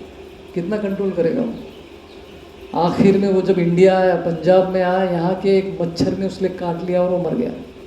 कितना पावरफुल है देखो इंडिया का मच्छर है,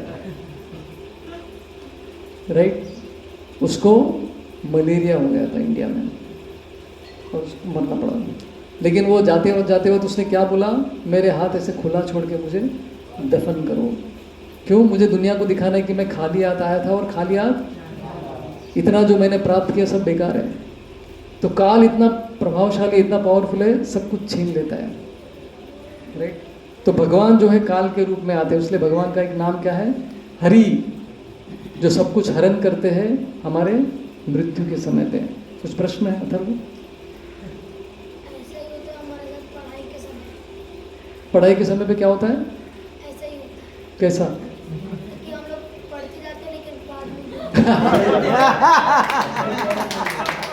क्या कनेक्शन किया आपने? आगे बढ़ते रहते पीछे का छूटता रहता है। बहुत बड़ा प्रॉब्लम है, अलेक्जेंडर बन गया अब तो। ये हमारे साथ भी हुआ है, राइट। नहीं, थोड़ा बहुत अंदर चिपक करके रह जाएगा अपने दिमाग में, वो याद आ जाएगा स्टडी के टाइम पे। और ये ऐसा क्यों होता है? अपना एजुकेशन सिस्टम खराब है। यहाँ पे मार्क्स के ऊपर जोर दिया जा रहा है, परसेंटेज के ऊपर जोर दिया जा रहा है, नॉलेज के ऊपर जोर नहीं दिया जा रहा है। अपना एजुकेशन सिस्टम खराब है, आपका दोष नहीं है, डोंट वरी, ठीक है। तो कभी कभी बच्चे समुद्र के तट पे बैठ के, आप में से कितने लोगों ने किया होगा बचपन में, समुद्र के तट पे ऐसा पैर रख के एक घर बनाया, ऐसा मिट्टी डाल के, हाथ लगा के ऐसा मिट्टी का घर बनाया ना, तो बालू से, रेती से बनाते हैं। फिर बाद में माता पिता देख रहे बच्चे को ये सब बनाते हुए, और थोड़ी देर के बाद वो जो वेव्स आती है, पानी की लहर आती है, और आके उसको उड़ा देता है। तो बच्चा रोते हुए आता है और माँ हंसते रहते हैं, माँ बाप हंसते रहते हैं, है कि नहीं? अरे ये तो टेम्पररी था। लेकिन माँ बाप जो कर रहे इस भौतिक जगत में, जो बिल्ड कर रहे इतना सब कुछ, उसको देख के भगवान कृष्ण हंसते हैं, ठीक है बनाओ, एक दिन मैं भी छीनने वाला हूँ तुम्हारा। छोटे बच्चों को देख के हमको फिलोसफी याद आता है, लेकिन हम भी तो वही कर रहे हैं। तो काल के प्रभाव से सब कुछ चला जाता है। तो यूनिवर्सल टाइम साइकिल है एक, और एक अपने जीवन का टाइम साइकिल, वो क्या है देखते हैं। कलयुग कितने वर्ष का है? 4,32,000 का उसका टाइम पीरियड है। अभी कितने साल कंप्लीट हुए कलयुग में? 5,000 और कुछ साल हो गए, 4,27,000 बचे हुए अभी। घोर कलयुग देखना बाकी है अभी तक, अभी इतना प्रॉब्लम्स देख रहे हैं हम लोग। और उसके बाद द्वापर युग कितना है? कलयुग का डबल है। त्रेता युग कितना है? कलयुग का 3 गुना है। और सतयुग कितना है? कलयुग का 4 गुना है। तो ये चारों को मिला के एक युगा साइकिल बोलते हैं, चतुर्युगा या फिर युगा साइकिल बोलते हैं, राइट। तो एक ब्रह्मांड का चक्र में इतने चतुर्युगा होते, एक ब्रह्मांड का चक्र, राइट। ये यूनिवर्सल टाइम साइकिल है ये। अभी सतयुग में लोग क्या बोलते थे? अतिथि देवो भव। समय में, समय के हिसाब से क्या क्या चीज़ें बदलती है, देखिए समय के प्रभाव से। त्रेता युग में क्या बोलते थे? शुभ लाभ लिखते थे घर में। द्वापर युग में सुस्वागतम, कलयुग में कुत्तों से सावधान। तो धीरे धीरे समय के प्रभाव से क्या क्या चीजें बदलती है। राम युग का दूध, कृष्ण युग का घी, कलयुग की चाय फूक फूक के पी। थोड़ा आपको जागृत करने के लिए था। तो देखो, साउथ इंडिया में विजयवाड़ा में एक नरसिंह भगवान का मंदिर है, तो वहाँ पे पानक्का नरसिंह स्वामी बोलते हैं। उनका मुंह में है ना, आप गुड़ का पानी या खड़ी शक्कर का पानी पिलाते हैं तो भगवान पी लेते हैं, वापस नहीं आते, सच में पी लेते हैं। आधा भगवान को पिलाते हैं, आधा महाप्रसाद आपको मिलता है। तो कहा जाता था कि उसी भगवान के मुंह में सतयुग में अमृत डालते थे, त्रेता युग में घी डालने लगे, द्वापर युग में दूध डालने लगे क्योंकि बाद में मिल नहीं रहा है। फिर कलयुग में क्या डालने लगे? दूध भी नहीं मिल रहा है क्वालिटी वाला, उसमें भी क्या क्या मिक्सचर हो के आ रहा है, तो उसने शक्कर का पानी भगवान को पिलाना पड़ रहा है। इतना डिग्रेडेशन हो गया कलयुग में। तो ये टाइम साइकिल का प्रभाव है, समय का प्रभाव है। उसी तरह अपने लाइफ में भी ये समय असर करता है। हमारा जन्म होता है, जन्म होने के बाद वाला स्टेज क्या है? हम लोग ग्रो करते, विकास करते हैं, बड़े होते हैं। फिर मेंटेनेंस फेज में हम लोग आ जाते हैं। हाँ, स्वास्थ्य बनाए रखने के पीछे लगे रहते हैं, फिर उत्पादन करते हैं, बच्चे होते हैं, फिर उसके बाद धीरे धीरे ड्विंडल सूखना चालू होता है, झुर्रियाँ आ जाती है, और एक दिन स्वर्गवास जो बोलते हैं मृत्यु को प्राप्त करते हैं। तो लाइफ में ये 6 स्टेजेस से हम लोग गुजरते हैं, हमारा शरीर ये 6 स्टेजेस से गुजरता है, लाइक दैट। तो कर्म का नियम है, सबको इससे गुजरना ही पड़ेगा। तो ये काल है, यूनिवर्सल टाइम साइकिल और लाइफ का टाइम साइकिल। शरीर बदलता है लेकिन आत्मा नहीं बदलता है। शरीर ये 6 चेंजेस से गुजरता है, लेकिन आत्मा में कोई चेंज नहीं होता है, राइट। तो हमने अभी और एक सब्जेक्ट देखा है, काल, समय कितना पावरफुल होता है। समय से बहुत कुछ, टाइम हील्स करके बोलते हैं, समय से बहुत सारे घाव भर भी जाते हैं। तो समय में बहुत शक्ति है, क्योंकि भगवान की शक्ति है वो, इसलिए उसमें भी बहुत शक्ति है। अभी लास्ट टॉपिक रहेगा आज का हमारा, वो है कर्मा, लॉ ऑफ कर्मा। जो कार्य हम करते हैं उससे क्या उत्पन्न होता है। सब लोग अलग अलग स्थिति में, कुछ लोग इतने हेल्दी है तो कुछ लोग अपंग बन के क्यों जन्म लेते हैं। क्या भगवान इतने निर्दयी है, इतने क्रूअल है, राइट। जैसे उदाहरण के लिए इस दुनिया में कुछ लोग धनी पैदा होते हैं, बचपन से ही ऐसे गाड़ियों में घूमते हैं, सिल्वर स्पून उनके मौत में रखा जाता है, राइट, हर ऐशो आराम के साथ। कुछ गरीब पैदा होते हैं, कुछ लोग शक्तिशाली पैदा होते हैं, कुछ लोग इस तरह से पैदा होते हैं। कुछ लोग सुंदर दिखते हैं तो कुछ लोग सुंदर नहीं दिखते हैं। कुछ लोगों को खाने के लिए सब कुछ है, कुछ लोगों के पास खाने के लिए कुछ भी नहीं है। कुछ लोगों को पढ़ाई करने के लिए सब सुविधाएं हैं, कुछ लोगों को स्कूल जाने को भी नहीं मिलता है। कुछ लोग बहुत गोरे हैं तो कुछ लोग बहुत काले हैं। कुछ लोग बड़े बड़े इमारतों में, हवेलियों में रहते हैं, कुछ लोग झोपड़पट्टी में रहते हैं। कुछ लोग माता पिता, अमीर माता पिता के घर में जन्म लेते हैं, कुछ गरीब माता पिता के घर में जन्म लेते हैं। तो क्या भगवान इसके कारण है? सबको ऐसे अलग अलग स्थिति में भगवान ने क्यों रखा है, राइट। तो इतना यहाँ पे सफरिंग है, इतना प्रॉब्लम्स है, तो भगवान कैसे हो सकते हैं? भगवान है तो ये सब थोड़ी ना होना चाहिए। जैसे हमने पहले वाले सेशन में डिस्कस किया था, राइट। तो ये प्रॉब्लम है।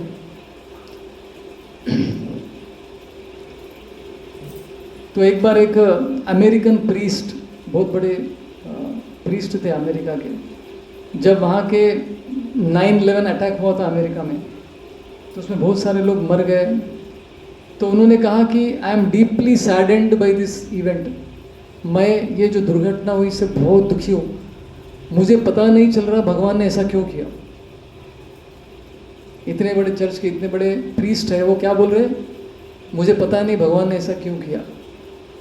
तो उनके पास भी जवाब नहीं था। देखो, आज के सेशन के बाद आपके पास जवाब मिल जाएगा इसका। तो इतना बेसिक जानकारी भी बहुत सारे लोगों को नहीं है। बड़े बड़े चर्चेस और मंदिरों के पुजारी बने बैठे हैं लोग। तो ये है। तो चार्ल्स डार्विन का नाम सुना है बच्चों? सुना है इसका नाम? डार्विन्स थ्योरी ऑफ एवोल्यूशन करके। अभी ये आदमी है ना, भगवान पे विश्वास करने वाला व्यक्ति था, ये धार्मिक व्यक्ति था। लेकिन एक दिन उसका जो बेटा था, 13 साल का बच्चा, उसका देहांत हो गया, उसको कॉलेरा हो गया था। उसका बीमारी की वजह से बच्चा मर गया। तो वो एक्सेप्ट नहीं कर पाया कि मेरा बच्चा इतने कम उम्र में कैसे मर गया। तो वो दुर्घटना के बाद वो नास्तिक बन गया, एथिस्टिक बन गया। और इसने ये डार्विन्स थ्योरी ऑफ एवोल्यूशन दिया। उस एथिज्म के भाव में उसने ऐसा बुक लिख दिया जो पूरी दुनिया में एथिज्म फैला दिया उसने। अभी यही स्कूल में पढ़ते हैं लोग, बहुत सारे कंट्रीज में इसको बैन किया है, लेकिन इंडिया में तो अभी भी यही चल रहा है। आदमी बंदर से आया है, राइट। दोनों एक समय पे नहीं होना चाहिए, तो दोनों एक समय पे दिख रहे हैं यहाँ पे। बंदर भी दिख रहा है, आदमी भी दिख रहा है। आदमी के बाद क्या फिर? तो ये सारे क्वेश्चंस के आंसर्स नहीं है उनके पास, इनकम्प्लीट ये उनका थ्योरी था। तो ये कैसे मूड में लिखा उन्होंने, गुस्से के मूड में लिखा ये सब किताब। एक्सेप्ट नहीं किया भगवान को, जबकि वो पहले धार्मिक व्यक्ति थे। तो इस भौतिक जगत में जो भी लोग लिखते हैं, किताबें लिखते हैं, जैसे मैंने 4 डिफेक्ट्स बताया ना, चीटिंग करने की प्रोपेंसिटी, मिस्टेक्स करने की प्रोपेंसिटी, तो ऐसी भावना के साथ लोग लिखेंगे तो उसमें गलतियां तो होंगी। लेकिन इसको ही आज हम लोगों ने पढ़ाई का एक सिलेबस के रूप में स्वीकार कर लिया है। तो नास्तिकतावाद, राइट। ऐसा एक किताब था actually, when bad things happen to good people करके, हैरल्ड ए कुश्नर का एक किताब है, इसी के आधार पर, राइट, जो आस्तिकता के बारे में बताता है, डीइज्म भी कहते हैं उसको। तो एक फेमस विंबलडन प्लेयर थे आर्थर एश करके, ये बड़ा धार्मिक व्यक्ति था, भगवान पे विश्वास करने वाला क्रिश्चियन व्यक्ति था। हर रोज़ भगवान गॉड के नाम से रोजरी बीट्स पे वो चैंट करते थे, बड़े ही धार्मिक व्यक्ति थे। तो एक बार उनको जो है, उनके जीवन में ऐसा हो गया कि उनको कैंसर हो गया। फिर तो बहुत सारे लोगों ने उनको लेटर लिखना चालू किया कि ये आपके साथ क्या हो गया, ये हो गया, बुरा हुआ, आप इतने अच्छे आदमी, आपके साथ ऐसा क्यों हुआ, इस तरह के बहुत सारे लेटर्स आए। तो एक लेडी का लेटर वो पढ़ रहे थे, देखा कि आप बचपन से ही धार्मिक है, कोई गलत काम आपने नहीं किया, तो भगवान ने आपके साथ ऐसा क्यों किया। ऐसा एक लेटर आया था उनको क्वेश्चन के साथ। तो आर्थर एश ने वो लेटर को रिप्लाई किया उन्होंने। तो उन्होंने क्या लिखा लेटर में, बहुत ही अच्छा उन्होंने लिखा कि अमेरिका में 50 मिलियन लोग जो है विंबलडन खेलना चालू करते हैं, मतलब टेनिस खेलना चालू करते हैं, उसमें से केवल 50,000 लोग जो है प्रोफेशनल टेनिस का ट्रेनिंग लेते हैं, मतलब एक्चुअली उनको कुछ करियर बनाना है उसमें। 50,000 में से केवल 5,000 जो है ग्रैंड स्लैम, मतलब किसी कंपटीशन में इंटर हो पाते हैं। उसमें से केवल 4 लोग जो है सेमीफाइनल में आते हैं विंबलडन के, और उसमें से केवल 2 लोग फाइनल में आते हैं, और उस दोनों में से केवल एक आदमी जीतता है। और उसने कहा कि ये मैं 1 बार नहीं, 2 बार नहीं, कई बार मैं विंबलडन जीता हूँ।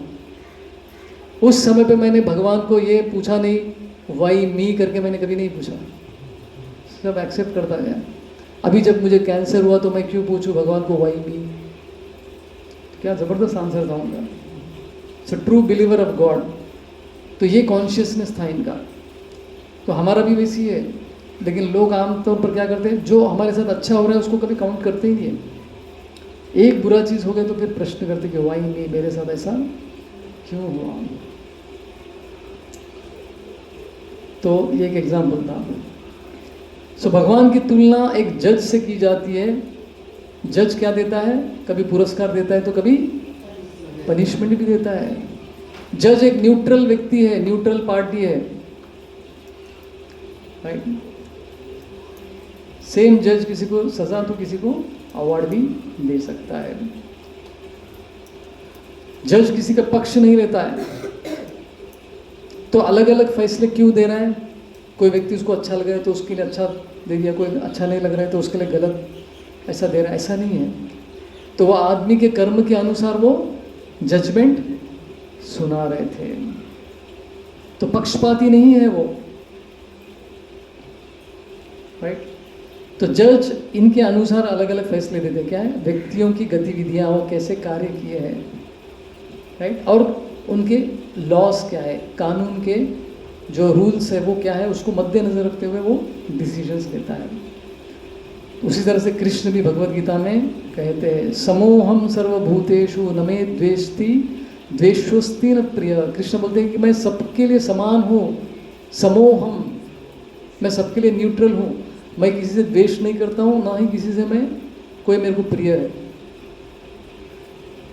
लेकिन फिर भी नीचे क्या लिखते हैं, ये भजन्ति तो मां भक्त्या मयि ते तेषु चाप्यम, लेकिन जो मेरी भक्ति करेगा उसको मैं स्पेशल फेवर दिखाऊंगा। तो भगवान तो न्यूट्रल है ही। तो कोर्ट में जज भी जो है न्यूट्रल है, पक्षपात वो नहीं करते हैं। तो भगवान क्या बोल रहे हैं कि मैं हर जीव के हृदय में स्थित हूँ, परमात्मा के रूप में हृदय में विराजमान हूँ, और हर व्यक्ति की गतिविधियों को मैं नोट कर रहा हूँ। तो परमात्मा का और एक रोल क्या है, हृदय में बैठ के हम जो कर रहे काम, अच्छे बुरे काम, उसका नोट कर रहे हैं, विटनेस है वो। साक्षी है भगवान, भर्ता भोक्ता साक्षी, ये सब उनके रोल्स हैं, गीता में आता है। तो हमारे हर कार्य, हमारे हर विचार को नोट कर रहे हैं भगवान। एक बार एक गुरु ने अपने शिष्यों को बोला कि सबको एक एक हाथ में केला दिया, बोला कि ऐसे जगह पे केला खा के आओ जहाँ पे आपको कोई देख नहीं रहा है। तो सभी लोग गए खाने के लिए, सब वापस आ गए, हाथ में केला नहीं था। एक आदमी आया, केले के साथ आ गया, एक शिष्य वैसे ही केले के साथ आ गया। उसको पूछा, क्या तुमने क्यों नहीं खाया, तुमको ऐसी जगह नहीं मिली क्या? मैं जहाँ भी जा रहा हूँ वहाँ पे एक आदमी मेरे को देख रहा है, वो है परमात्मा, उसकी नज़र तो मेरे ऊपर गिर रही है। तो हर एक्शन, हमारे कार्यों को देखने वाला एक आदमी बैठा है, वो परमात्मा। टेलीपैथी करके सुना है आपने? कभी दो लोगों के बीच में सेम विचार आ रहे हैं, कम्युनिकेशन हो रहा है। वो कम्युनिकेशन कैसा होता है? परमात्मा के माध्यम से होता है। उसके भी हार्ट में वही परमात्मा है, मेरे भी हार्ट में वही परमात्मा है। उनकी कृपा से कम्युनिकेशन होता है टेलीपैथी का। दूसरों के मन की बात जानने का तरीका एक ये है, वो भी एक सिद्धि है। थर्ड लॉ ऑफ मोशन क्या है न्यूटन का? हर एक्शन का इक्वल और अपोजिट रिएक्शन है। कर्म के लिए भी यही रूल है, हर कार्य के लिए आपको जैसी करनी वैसी भरनी। As you sow so shall you reap. जो आप बोते हैं वही आपको मिलने वाला है, इसमें कोई बदलाव नहीं। जो जनरली लोग क्वेश्चंस करते हैं लॉ ऑफ कर्मा के बारे में, उसके बारे में देखते हैं हम लोग।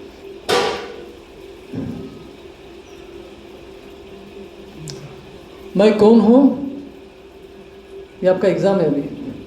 आप कौन है? आत्मा। हाँ, आत्मा है, वेरी गुड। मैं कहाँ हूँ? दुखालय, जेल में, भौतिक संसार में है। ओके। मैं किस स्थिति में हूँ? अभी इसके बहुत सारे आंसर हो सकते हैं। मैं भौतिक शरीर में हूँ, भुगत रहा हूँ, परेशान हूँ, जो भी है। मैं किससे बंधा हूँ? 3 गुणों से, राइट। और मुझे क्या नियंत्रित कर रहा है? काल, समय। समय का प्रभाव से हम लोग कंट्रोल में हैं, राइट। और मुझे कौन देख रहा है? हाँ, हम लोग जो भी एक्शंस कर रहे हैं, गुड बैड, सब नोट करने वाला एक आदमी परमात्मा बैठा है, हृदय में बैठा है, राइट। तो मैं अपनी इच्छा से इस भौतिक जगत में आया हूँ, राइट। तो यहाँ पे न्यायाधीश की, परमात्मा को जज के रूप में तुलना की गई है। और हम जो कटघरे में खड़े हैं, हमने कुछ इच्छा की, हमारी वजह से कुछ हुआ है, राइट। और हम जो कार्य करने की इच्छा करते हैं वो किसके मदद से पूरा होता है? ये बीच में जो है सब एग्जीक्यूशन, भौतिक संसार, भौतिक शरीर, 3 गुणों, समय के प्रभाव से हम लोग वो कार्य को संपन्न करते हैं। लेकिन इच्छा किसकी है? अब ये तीनों बहुत इंपॉर्टेंट चीज़ है इसको समझने का। अभी आप में से कितने लोग टैक्सी में गए हैं? ठीक है। टैक्सी बाहर कांजूर मार्ग के नेवल कॉलोनी के बाहर टैक्सी खड़ी है। अगर वो टैक्सी को यहाँ से थाने लेके जाना है, अगर वो टैक्सी को यहाँ से थाने जाना है, तो वो यहाँ से थाने जाने के लिए कौन कारण है? किसकी वजह से वो गाड़ी यहाँ से थाने तक जाएगी? ड्राइवर की वजह से, पैसेंजर की वजह से, या फिर गाड़ी की वजह से? अरे पैसेंजर है लेकिन गाड़ी नहीं है तो कैसे जाएंगे? गाड़ी है, ड्राइवर नहीं है तो कैसे जाएंगे? गाड़ी और ड्राइवर है, पैसेंजर नहीं है तो कैसे जाएंगे?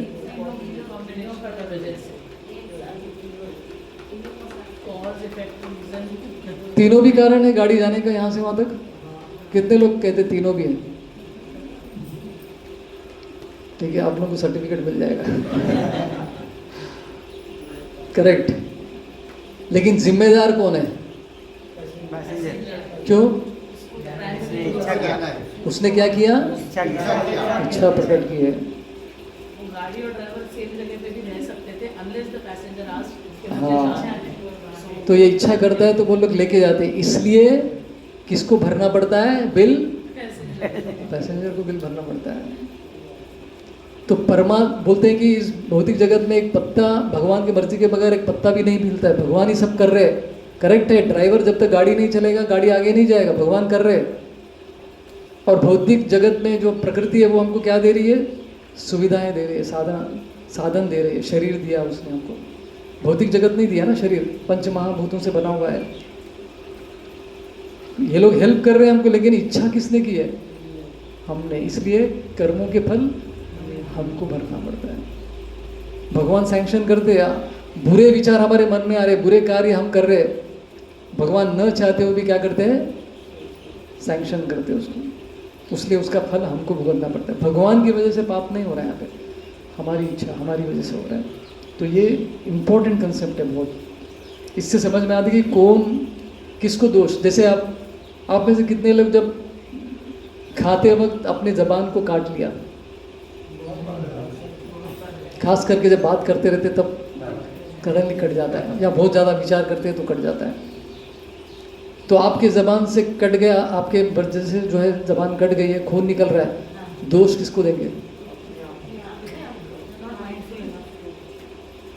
हम अपने आप को ना। तो अपने कर्मों का फल हमको मिल रहा है तो किसी को दोष नहीं दे सकते। तुम्हारी वजह से मेरे जीवन में इससे प्रॉब्लम्स हो रहा है करके कभी कभी लोगों को ही ज़्यादा दोष देते हैं हम लोग। हमारे खुद के कर्म है जो हमको प्रॉब्लम में डाल रहे हैं। और एक एग्जाम्पल, होटल में गए आप लोग कभी खाने के लिए,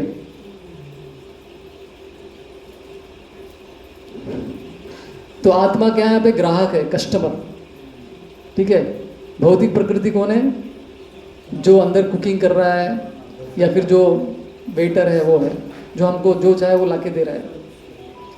कैशियर कौन है? जज है, जज। तो हम बैठे इच्छाएं प्रकट कर रहे हैं, ये ला वो ला सब लेकर आओ। तो कौन लेकर आ रहा है? किचन से बेचारे सब वेटर लोग लेके आ रहे, बना के लेके आ रहे। अब लेकिन जब बिल भरने का टाइम आ गया तो वेटर थोड़ी बढ़ेगा, किसको भरना पड़ेगा? ग्राहक को ही भरना पड़ेगा, उसने खाया है। Another example, right. कर्म के विभिन्न प्रकार भी होते हैं। 3 प्रकार के कर्म है, एक्टिविटीज है। एक है पुण्य कार्य, अच्छी गतिविधियां, राइट। तो अच्छे कार्य भी करना बहुत जरूरी है। अच्छे कार्य मतलब क्या है? मुझे अच्छा लगा इसलिए वो अच्छा कार्य हो गया। अच्छे कार्य मतलब जो शास्त्र के अनुसार है। नहीं तो मेरी मन में जो आ रहा है मैं वो करूँगा, तो गलत भी हो सकता है, सही भी हो सकता है। तो इस तरह से ये इम्पोर्टेंट है, अच्छे कार्य करने चाहिए, पुण्य के कार्य जो शास्त्र कहते हैं। तो इससे हमको स्वर्ग की प्राप्ति हो सकती है, अच्छे कार्य पुण्य कार्य करने से। विकर्म जो पाप कार्य है, जो शास्त्र के विरुद्ध, शास्त्र में जो कह रहे उसके विरुद्ध में कोई कर रहा है, मीट ईटिंग, गैम्बलिंग, जुआ खेलना, नशा पान करना, राइट, या अवैध संबंध, तो ये 4 चीज़ें निषेध है शास्त्र में। और ये 4 तरह के पापों के लिए अलग अलग 4 तरह के पनिशमेंट्स भी है नरक में। हाँ, थोड़ा डरावना है लेकिन ये हकीकत है, सत्य है। तो उसके नारकीय स्थिति भी हमको भुगतना पड़ेगा।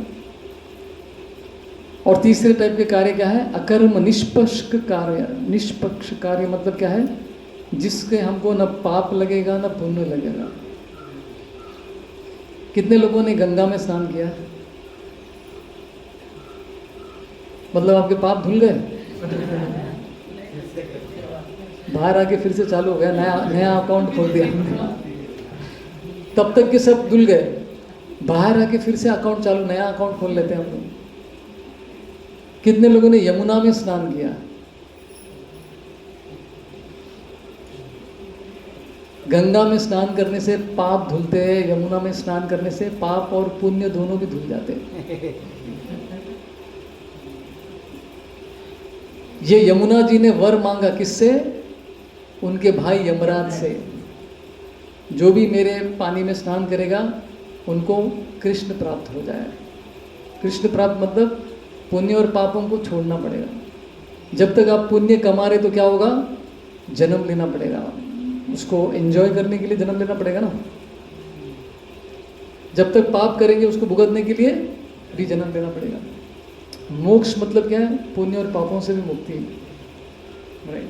तो वो कैसे होगा, ये कार्य करने से होगा, अकर्म करने से, जिससे आपको वो पुण्य और पाप के कैटेगरी में नहीं आता, वो स्पिरिचुअल कार्य के कैटेगरी में आता है, आध्यात्मिक कार्य के कैटेगरी में आता है।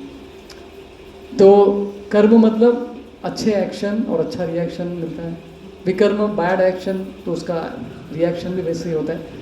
अकर्म मतलब एक्शन विदाउट रिएक्शन, आप कार्य तो कर रहे हैं लेकिन बदले में आपको कोई रिएक्शन नहीं मिल रहा है। पाप और पुण्य के इससे लेखा जोखा में नहीं आता है वो, राइट। ये एक इम्पॉर्टेंट, इसके बारे में और डिटेल में हम लोग कल डिस्कस करेंगे, ये 3 प्रकार के कार्य, स्पेशली तीसरा कार्य। तो हम जो कार्य करते हैं उसका फल कितने समय के बाद मिलता है, डिपेंड करता है प्रकृति अलग अलग कामों के हिसाब हाँ, उसमें है एक पहला कैटेगरी है इंस्टेंट कर्मा, एटीएम कार्ड डाल दिया तुरंत पैसे आ गया, राइट। इंस्टेंट कर्मा, किसी लड़के ने लड़की को छेड़ दिया तो उसने जोर से गाल पे तमाचा मारा, इंस्टेंट कर्मा। समझ में आया कि नहीं जोग आपको, तो ये इंस्टेंट कर्मा। लेकिन चेक से इमीडिएटली पैसा आता है, 3 दिन लग जाते हैं, डिलेड कर्मा बोलते हैं उसको, राइट। डिलेड कर्मा, जैसे राई के दाने डालते ही क्या है, पेड़ जल्दी से उग जाता है, लेकिन नारियल का पेड़ लगाने के लिए बहुत टाइम लगता है, पेड़ उगने के लिए बहुत टाइम, डिले, बहुत समय के बाद वो पेड़ बनता है। ये इंस्टेंट कर्मा का एग्जाम्पल है जो बताया था मैंने। आप किसी लड़की को छेड़ेंगे तो इंस्टेंटली आपको उधर का उधर मिल जाएगा, लेकिन डिलेड कर्मा के लिए क्या एग्जाम्पल दिया यहाँ पे, किसी व्यक्ति ने मर्डर किया है लेकिन अभी तक पकड़ा नहीं गया, पुलिस को पता नहीं चला कि इसने ही मर्डर किया, पूछताछ करते करते बहुत टाइम लगा, बाद में उसको पकड़ के जेल में डालेंगे, ये डिलेड कर्मा है। तो हमने बहुत सारे कार्य किए, बहुत सारे कार्यों का भी फल हमको नहीं मिला, उसको क्या बोलते हैं, अप्रारब्ध कर्म, अभी तक बाकी है, ड्यू है उसका, फ्रूट्स में कन्वर्ट होने का। प्रारब्ध मतलब जो ऑलरेडी हमको मिल गया है, जो भुगत रहे। तो धृतराष्ट्र ने कृष्ण को यही पूछा, डिलेड कर्म का एग्जाम्पल है। जब उनके 100 पुत्र मारे गए तो कृष्ण से प्रश्न किया कि भाई मेरे पुत्र मेरे सामने मर गए, ऐसा मैंने क्या पाप किया, मैंने अपने पिछले कई जीवन के बारे में मैं जानता हूँ लेकिन मैंने कोई ऐसा पाप नहीं किया, मुझे किस पाप की सज़ा मिल रही है। धृतराष्ट्र पूछ रहे कृष्ण से, कृष्ण बोलते कि तुमने 100 लाइफ टाइम, 100 ने 50 लाइफ टाइम पहले तुमने एक पाप किया था, उसका फल तुमको अभी मिल रहा है। क्या पाप किया था, आप एक शिकारी थे जंगल में, तो जंगल में आपने क्या किया, एक पक्षी ने 100 अपने अंडे दिए थे, तुमने 100 अंडों को नष्ट किया, और उस पक्षी को जो है कांटे से उसके आंखों में आपने उसको अंधा कर दिया, तो उस पाप का कर्म तुमको आज मिल रहा है। तो धृतराष्ट्र ने पूछा, मेरी इतना पुराना कर्म उसका अभी क्यों फल दे रहे हो, तब का तब दे देने का ना। तो बोले कि देखो, तुमको 100 बच्चे 100 पुत्र प्राप्त हो, वो फल, वो पुण्य कमाने के लिए तुमको 50 लाइफ टाइम लग गए।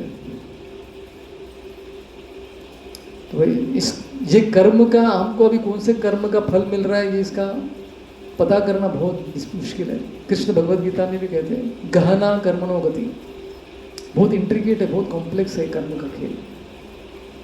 तो ये है आंसर, डिलेड कर्मा, देरी से मिलता है। कर्म का नियम किस प्रकार काम करता है, व्यक्तिगत कर्म, मेरा अपना कर्म, मुझे एक्सीडेंट हो गया, मुझे सजा मिलेगी, राइट। सामूहिक कर्म, सामूहिक कर्म मतलब पूरा परिवार का परिवार मर गया कार एक्सीडेंट में, पूरा प्लेन क्रैश में इतने सारे लोग मर गए, उसको क्या बोलते हैं, सामूहिक कर्म। सब लोगों का कर्म था कि इस तरह से उनको मरने का था, उनके कर्म के हिसाब से, तो सब लोग कलेक्टिवली एक जगह पे आके उनकी मृत्यु भी हो जाती है, प्लेन क्रैश एक साथ। अभी आप ये नहीं बोल सकते कि मुझे कर्मों के बारे में नहीं पता है, भाई मुझे क्यों सजा दे रहे हो, ignorance is not an excuse. आप लोकल ट्रेन में चढ़ रहे हैं, फर्स्ट क्लास वाले में चढ़ गए आप, और जब टीसी आके पूछता है कि टिकट किधर है, तो आपके पास सेकंड क्लास का टिकट है, तो आप बोल रहे कि अरे मुझे पता नहीं है फर्स्ट क्लास क्या है। तो टीसी क्या करेगा? माफ़ करेगा आपको, सज़ा तो देगा, एक्सक्यूज नहीं करेगा। अगर आपको पता नहीं है तो ये गलती किसकी है? हमारी है, कर्मों की नहीं। लॉ ऑफ कर्म यहाँ पे आपको कृपा नहीं दिखाएंगे, आपको जानना बहुत ज़रूरी है। और इसका मैथमेटिक्स कैसा है? आपने 7 पुण्य कार्य किए और 4 पाप कार्य किए, तो रिजल्ट क्या है? नहीं, 7 - 4 is 7 and 7 - 4 is -4 ऑल्सो। ये कैसा मैथमेटिक्स है? किसी को समझ में आया? ये मैथ्स किसी को समझ में आया? 7 पुण्य कार्य और 4 पाप कार्य है, उसका रिजल्ट क्या है? 7 और -4 है। Because these cannot be calculated together. So either 7 has to be considered or हाँ, आपने 7 अच्छे कार्य किए तो 7 बार अच्छा फल मिलेगा आपको। apples and oranges can't be compared. 4 पाप कार्य किए तो 4 बार आपको सज़ा मिलेगी। इस भौतिक जगत में अगर किसी व्यक्ति ने 10 मर्डर किए लेकिन उसको एक ही मर्डर का सज़ा मिलेगा, लेकिन भगवान के हिसाब किताब में उसको 10 मर्डर का सज़ा मिलने वाला है। उधर कोई गलती नहीं होती है, यहाँ पे बहुत सारा लूप होल है अपने सिस्टम में। तो मैथमेटिक्स इस तरह से लॉ ऑफ कर्म। अब आप बोलेंगे कि मैं आज शाम में मैंने पाप किया, दुनिया भर का पाप मैंने किया, कल सुबह मंदिर जाऊंगा सब बैलेंस हो जाएगा। बैलेंस नहीं होता ये। 7 - 4 3 नहीं होता है। 3 पुण्य के कारण बचेंगे, ऐसा नहीं होने वाला। ये बहुत इंपॉर्टेंट कैलकुलेशन है। जो अच्छा किया उसका अच्छा होगा, जो बुरा किया उसका बुरा मिलने वाला ही है। इसका मैथमेटिक्स अलग है, लॉ है। लेकिन एक है कार्य जो ये दोनों को भी नष्ट कर सकता है, जीरो भी कर सकता है इसको। वो क्या है? कल आना पड़ेगा उसको सुनने के लिए। तो इसलिए हमारे जीवन में कंटिन्यूस सुख कंटिन्यूस दुख नहीं होता है। सुख दुख सुख दुख सुख दुख ऐसा चलता है अपने जीवन में, क्योंकि एक अच्छा सुख का अच्छा कुछ हो गया, एक बुरा आपने पाप किया तो उसका कुछ बुरा फल मिला, फिर अच्छा सुख का फल, फिर बुरा सुख का फल। इस तरह से साइन वेव की तरह ऊपर नीचे चलता रहता है अपने जीवन में। अब ये ग्रेनरी है। ग्रेनरी मतलब तो सब डाल देना, दाल चावल एक मशीन में सब निकलता है, उसमें से बाहर निकलता है ग्रेनरी में। What goes in comes out first. जो पहले जाता है वो पहले बाहर निकलता है। आपने बहुत सारा चावल डाला, उसके ऊपर बहुत सारा गेहूँ डाला, उसके ऊपर बहुत सारा ज्वार डाल दिया, तो नीचे पाइप में से पहले क्या निकलेगा? चावल निकलेगा, फिर गेहूँ निकलेगा, फिर दाल निकलेगा, राइट। तो इस तरह से हमारे रिएक्शंस भी ऐसा जमा है, उसके फल कभी भी मिल सकते हैं हमको। प्रारब्ध अप्रारब्ध कर्म जो है प्रारब्ध में बदल सकते हैं। ओके, कर्म के कानून पर अक्सर पूछे जाने वाले प्रश्न हमने जो देखे। कर्म का नियम कैसे काम करता है? होटल का एग्जाम्पल, जज का एग्जाम्पल याद रखना। कर्म कितने प्रकार के हैं? कर्म, विकर्म और अकर्म। कर्म मतलब यहाँ पर पुण्य कर्म। कर्म के फल की अवधि क्या है? 2 टाइप है, इंस्टेंट तत्काल और विलंबित मतलब डिलेड। कर्म का नियम किस प्रकार काम करता है? इंडिविजुअल लेवल पे, व्यक्तिगत लेवल पे और सामूहिक दुर्घटना भी। एक साथ बहुत सारे लोग सेम सिचुएशन में मर जाते हैं। और क्या है, अगर मैं कर्म के नियम को नहीं जानता तो क्या वो माफ़ी है? नहीं, सज़ा तो मिलने वाली है। क्या अच्छे और बुरे कर्म एक दूसरे को निष्प्रभाव कर सकते हैं? नहीं कर सकते। अच्छे लोगों के साथ बुरा क्यों होता है?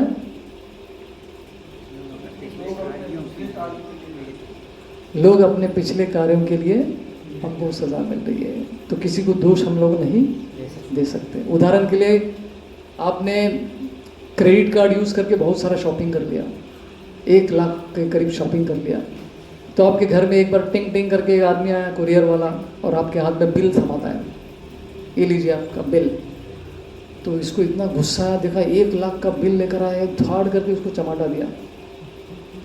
तो बेचारे कोरियर वाले ने बोला कि मुझे क्यों मार रहे हो, 1 लाख का बिल क्यों दे रहे हो मुझे? बोला तुमने शॉपिंग किया और तुमको बिल भरना पड़ेगा ना। तो कर्म किसने किए शॉपिंग का? उस आदमी ने किया। हम दोष किसको दे रहे हैं? कोरियर वाले को। उसी तरह से अपने जीवन में कभी किसी व्यक्ति के द्वारा कुछ प्रॉब्लम हो रहा है तो वो व्यक्ति को दोष मत दीजिए, वो तो केवल एक माध्यम है हमारे पिछले कर्मों को हमको देने के लिए।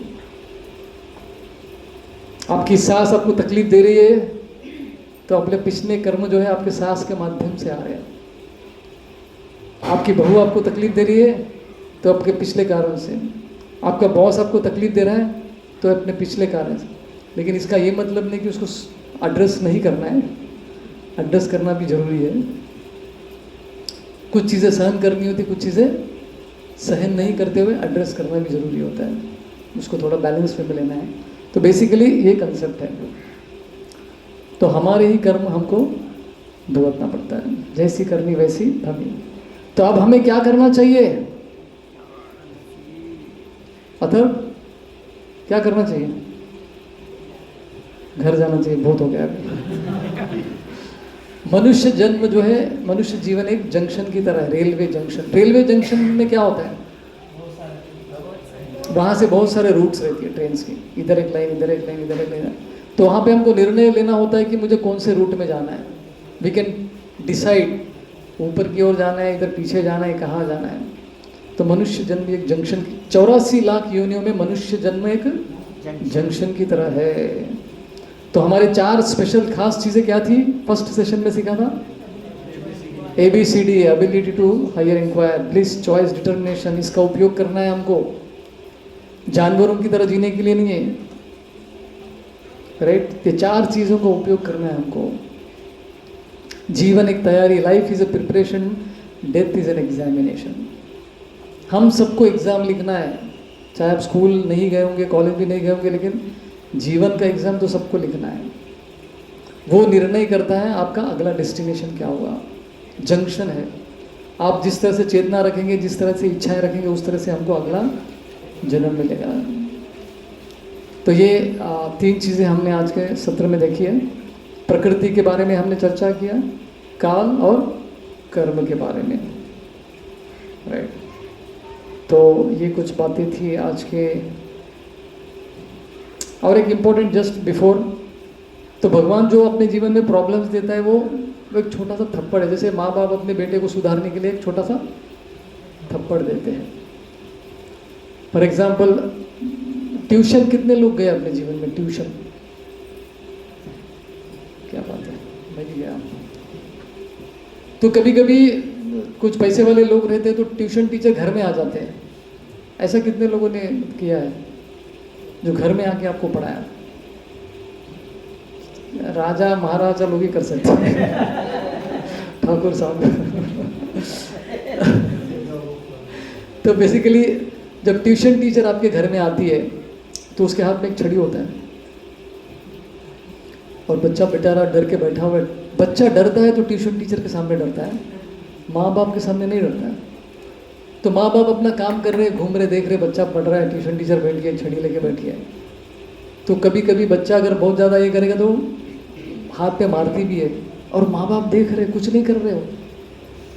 माँ बाप को गुस्सा नहीं आ रहा है, ये कौन है, मेरे बच्चे को क्यों मार रही है? गुस्सा आता है ना, लेकिन क्या करते हो?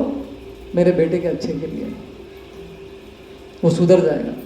उसी तरह से अपने जीवन में जो प्रॉब्लम्स आ रहे हैं, कृष्ण जानते हैं दुर्गा देवी हमको दे रही है पनिशमेंट, लेकिन क्या करते? दुर्गा देवी ट्यूशन टीचर है, वो देख रहे कि ये सुधर जाएगा, शायद इसके सुधार के लिए ये सब करना है। उनको अच्छा नहीं। जब दुर्योधन मरा पड़ा हुआ था तो सबसे ज़्यादा आंसू कृष्ण ने बहाए, बोले क्या हालत बनाई इसने। बुरा लगा कि वो भी तो उनका ही बच्चा है, सभी जीव कृष्ण के अंश है, तो उनको भी दुख हो रहा था। लेकिन क्या करे, इतना जिद्दी आदमी है, ये मार खा के ही सीखेगा। जैसे बच्चा उंगली आग में डालता है तो भगवान क्या करते? ठीक है, बाद में मल्लम लेके रेडी रहते लगाने के लिए। तो ये है भगवान। तो भगवान का थप्पड़ है अपने जीवन में जो प्रॉब्लम्स आते हैं। He is a loving father, लेकिन एक स्ट्रिक्ट टीचर के नीचे हमको रखा है ताकि हम सुधर जाए। धन्यवाद। हरे कृष्णा। कोई प्रश्न थे तो? गंगा में स्नान करने का फायदा क्या है? पाप धुलते हैं बोला ना मैंने, मिट जाते हैं पाप। गंगा में स्नान करने से तब तक आपने जो भी किया वो धुल जाते हैं।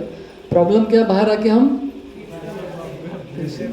इसकी तुलना भागवतम में की गई है जैसे हाथी का स्नान होता है।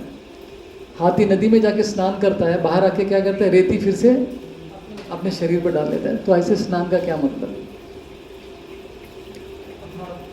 Yes My question is primarily from the first session. जैसे आपने कहा किसी की अकाल मृत्यु हो जाती है अपने यहाँ, अकाल मृत्यु। हाँ, उस समय से पहले हो जाती है। सबका तो मृत्यु का टाइम लिखा हुआ ही है, आपने कहा सांसें डिसाइडेड है। अब व्हाट डिसाइड कि ये असमय मृत्यु थी, कब होनी थी, तो अगर तब डेस्टाइन था तो अब कैसे हो गई? And in Bhagavad Gita lord says के मेरी मर्जी के बिना पत्ता भी नहीं हिलता, अब ये किसकी मर्जी? नहीं नहीं, यहाँ पे क्या है ना, जैसे और एक चीज़ भी है कि कर्म बदल सकते हैं आप। कुछ चीज़ें डिस्टाइंड भी होती है, एक्चुअल चीज़ें तो भगवान को मालूम होती है। आपका एक एस्ट्रोलॉजिकल चार्ट होता है और एक है भगवान का इंटरवेंशन। भगवान के इंटरवेंशन से तो आपका एस्ट्रोलॉजिकल चार्ट भी बदल सकता है। एक है विधाता, ब्रह्मा द्वारा निर्धारित विधाता होता है, तो वो एक चीज़ होता है। दूसरा होता है कि वो आप उसको भी बदल सकते हो। कुछ ऐसे कार्य, भक्ति के कार्य जिससे कि आपका पूरा सब कुछ बदल सकते हो। अभी एक और एक चीज़, इंपॉर्टेंट चीज़ है फ्री विल। शायद मैंने ठीक से बताया नहीं है। फ्री विल, इंडिपेंडेंट विल जीव को होता है, स्वतंत्र इच्छा होती है। तो भगवान कृष्ण ये विल के मतलब अगेंस्ट में कभी नहीं जाते हैं, राइट। उसके भाग्य में ये सब था, लेकिन उसने अपने फ्री विल को भी बीच में फिर ये कर दिया उसने। तो ये भी पॉसिबल है। तो it is like you know, it hard core चीज़ नहीं है वो, it can be changed, but most of the cases it is predestined. You can make your choice. जैसे मनुष्य के जीवन में हम क्या कर सकते हैं, तीसरा चॉइस। तो कभी कभी लोग ऐसे चॉइस कर लेते हैं कि वो प्री डिस्टाइंड भी है, लेकिन देन ही हैज चेंज्ड। तो कुछ चीज़ें मनुष्य के हाथ में भी होती है। So let's assume 70 would have been the age of the person who died. But वो व्यक्ति 40 की उम्र में गुजर जाता है। अब 40 से 70 तक क्या इसको न्यू बॉडी, जो हम जैसे कह रहे हैं we are the soul not the body, अब इन 30 साल में इसकी बॉडी तब निर्धारित होगी। अब इसमें फ्री विल कहाँ गई? क्या इसने ये फ्री विल ली थी कि मैं नहीं 30 में गुजरना चाहता हूँ and I don't want the body until 70? अब ये किसकी गई? नहीं, एक बार उसने कुछ गलत कर लिया तो फिर वो अपने कंट्रोल के बाहर, मतलब उसके कंट्रोल में फिर कुछ नहीं रहता है। Some things are, very few things are in our control. इच्छा करना, अभी उसने गलत कार्य कर लिया, आत्महत्या कर लिया उसने, गलत कार्य हो गया, उसके बाद उसके हाथ से कंट्रोल छूट गया। अभी वो नहीं बोलता कि मैं 40 साल इस विदाउट बॉडी रहूँगा, उसके बाद फिर मैं कुछ और करूँगा, फिर वो he has lost his opportunity. So then this is God not listening to the complete free will and partial free will कि हाँ 30 में तुमको गुजरने दूंगा पर मैं बॉडी को फिर भी 70 पे दूंगा। तो फ्री विल इसमें 100% एक्सरसाइज नहीं। Free will is there as long as you have a body where you can do karma. Action करने के लिए you need a complete body. अभी आप विदाउट स्थूल शरीर you can not perform any action actually. तो वहाँ पे कुछ आप जनरेट नहीं कर रहे कर्मा को, तो that is not taken into account what ever you do in subtle body without स्थूल शरीर। What decides the premature death? The death is a fixed time basis on your fixed breath. The person has decided. So why the person is roaming around for 40 years? It need not be only 40 years, it can be beyond For also. example, in my case, the example that I have cited, let's assume that example. Now from 30 to 70, whose will it is? If it is free will, God will not interfere. उसका ही will था ना। You said God will not interfere. That means the wish that he would have granted, the death he would have granted at 70, he has to grant at 30 with the body. Why the death wish is granted, the body will be given at 70? देखो, भगवान तो grant करते ही है, हमारे इच्छा के अनुसार grant करते हैं। 30 में उसको देह त्यागना था against the will of the Lord, against the जो भी स्क्रिप्चरल थे, उसने डिसाइड कर लिया, अंत कर लिया। तो भगवान ने इंटरफियर नहीं किया ना वहाँ पे। अब ऑल्दो वो उसका अभी बहुत सारा बचा हुआ था, लेकिन तो भगवान ने इंटरफियर नहीं किया, वो उसने अपने फ्री विल के एक्सरसाइज कर लिया वहाँ पे, तो उसको डेस्टिनेशन मिल गया। तो अगले 40 साल या उससे ऊपर भी हो सकता है कि वो उसी शरीर में उसको न मिले, क्योंकि एक बार उसने एक्सरसाइज फ्री विल को एक्सरसाइज कर लिया इस शरीर में, फिर बाद में कर्म करने के लिए उसको अपॉर्चुनिटी नहीं मिला चेंज करने के लिए, और तो then he has to wonder God knows what time. वो तो टेक्निकल चीज़ है वो। Then this is still God's will only being exercised because जो complete एक पैकेज चाहिए होता है वापस से वो 70 पर ही जाकर उसका बनेगा with the subtle body gross body. तो ये गॉड की विल आधी तो एक्सरसाइज हो गई कि हाँ यू डाई, बट कंप्लीट वो भी गॉड का विल नहीं है। गॉड का विल मतलब क्या, उसके पिछले कर्म के अनुसार ही उसका डेस्टिनेशन डिफाइंड था, उसका टाइम पीरियड जो डिफाइन हुआ है ना, that is also because of his previous karma, it is not God's will. भगवान का तो विल है कि आप यहाँ से निकल के भौतिक जगत से निकल के स्पिरिचुअल जगत में आओ, ये हमारे ही विशेष और विल है जिसको फुलफिल कर रहे हो। He is only fulfilling it, इच्छा तो हम लोग ही कर रहे हैं। तो he is not interfering in our will, neither he is imposing his will on us. ठीक है, 101 we will take this. Yes प्रभु। एक्सीडेंट केस में कैसा होगा, अगर उनका अचानक ना चाहता हुआ अचानक मृत्यु हो जाती है, उस केस में मतलब क्या वो नरक में जाएगा, स्वर्ग में जाएगा, क्या स्थिति होगी? उसके कर्म के अनुसार ही उसको डेस्टिनेशन मिलेगा प्रभु। मृत्यु के समय पे उसकी चेतना कैसी है और जीवन काल में उसने कैसे कर्म किया, उसके अनुसार ही उसको डेस्टिनेशन मिलता है, भले वो एक्सीडेंट से हो या नेचुरल डेथ हो, कुछ भी हो। अगला डेस्टिनेशन तो उसके कर्म, उसकी चेतना, उसके कार्यों के आधार पर होती है। तो मिल सकती, मतलब अगर कर्म अच्छे रहे होंगे, हाँ। तो चेतना मृत्यु की समय अच्छी होगी तो या। मिल सकती। यस, लेकिन वो भी अनटाइमली डेथ में आ सकता है, या तो इसलिए कुछ समय उसको ये घोसली बॉडी में रहना पड़ सकता है, बॉडी इमीडिएटली नहीं मिलता है। अभी घर वाले कुछ अच्छे से पूजा पाठ करेंगे तो फिर वो संभव है उसको मिल जाए। तो ऐसे केसेस में तो और ज़रूरी है घर वालों को प्रॉपरली करना चाहिए श्राद्ध वगैरह, इवन मोर नेसेसरी इम्पोर्टेंट हो जाता है। Anything else? एक्स्ट्रा टाइम जो है सबको नहीं मिलता है। बहुत लोग ऐसे प्रभु जी बोलते हैं कि अच्छा आज ऑफ हुआ तो इसका इतना ही दिन तक का लाइफ होगा, तो ये क्या कहाँ तक सच है? अभी वही प्रश्न बढ़ा है। नहीं सकते हैं, बढ़ा नहीं सकते हैं, हाँ। लेकिन किसी का हो गया है। जैसे आज हम बैठे बैठे चले गए, ठीक है, तो लोग बोलेगा कि बस इतना ही दिन तक इसका लाइफ था, टाइम इसका इतना ही था, तो ये सच है या क्या है?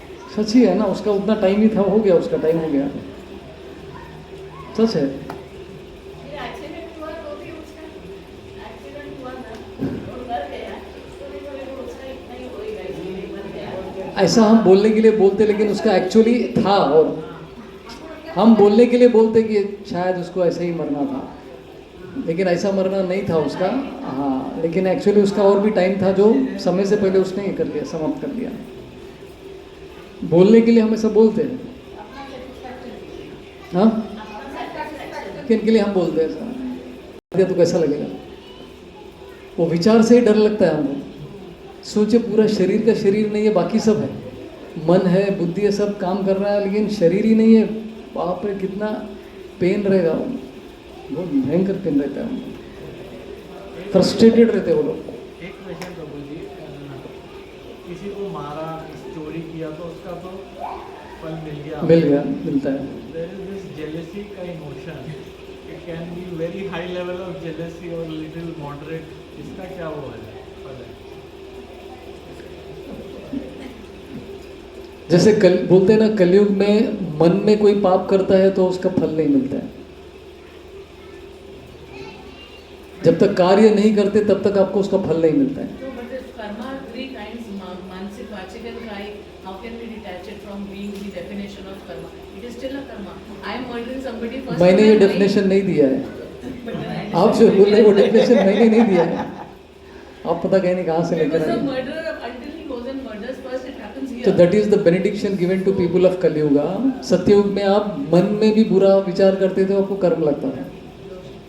तो कलयुग में बहुत कलेर दोष निधे राजन आस्ति एक महागुना, भागवत पुराण में आता है। कलयुग में बहुत, कलयुग दोषों से भरा हुआ है, लेकिन उसके अंदर अच्छे गुण भी है। मतलब मन में पाप विचार आता है तो आपको उसका फल नहीं मिलता है। मन में कुछ अच्छा विचार आता है तो उसका फल मिलता है। कंसेशन देते हैं ना कभी कभी। अभी 35 मार्क्स है पासिंग, 33 आए, टीचर बोलते ठीक है 2 ग्रेस मार्क मेरे तरफ से ले लेना, कम से कम पास हो जाएगा। तो हम बैक बेंचर लोग हैं, कलीग के लोग, इसलिए हमारे लिए बहुत सारे ऐसे कंसेशंस दिए हैं। लेकिन मन में विचार है, एनवी की भावना मोस्टली मन में रहता है, किसी को पता नहीं चलता, लेकिन वो मैनिफेस्ट भी होता है। जब तक मन में है, लेकिन आपका मन तो दूषित कर रहा है, लेकिन एक दिन वो एक्शन में परिवर्तित होगा। कोई भी एक्शन आप करने से पहले it goes through phases. It begins with a thought. Watch your thoughts before it becomes action. Watch your action before it becomes your habit. Watch your habit before it becomes your character, nature. Watch your character before it determines your destination. कोई भी गलत कार्य करने से वो गलत कार्य चालू कहाँ से होता है?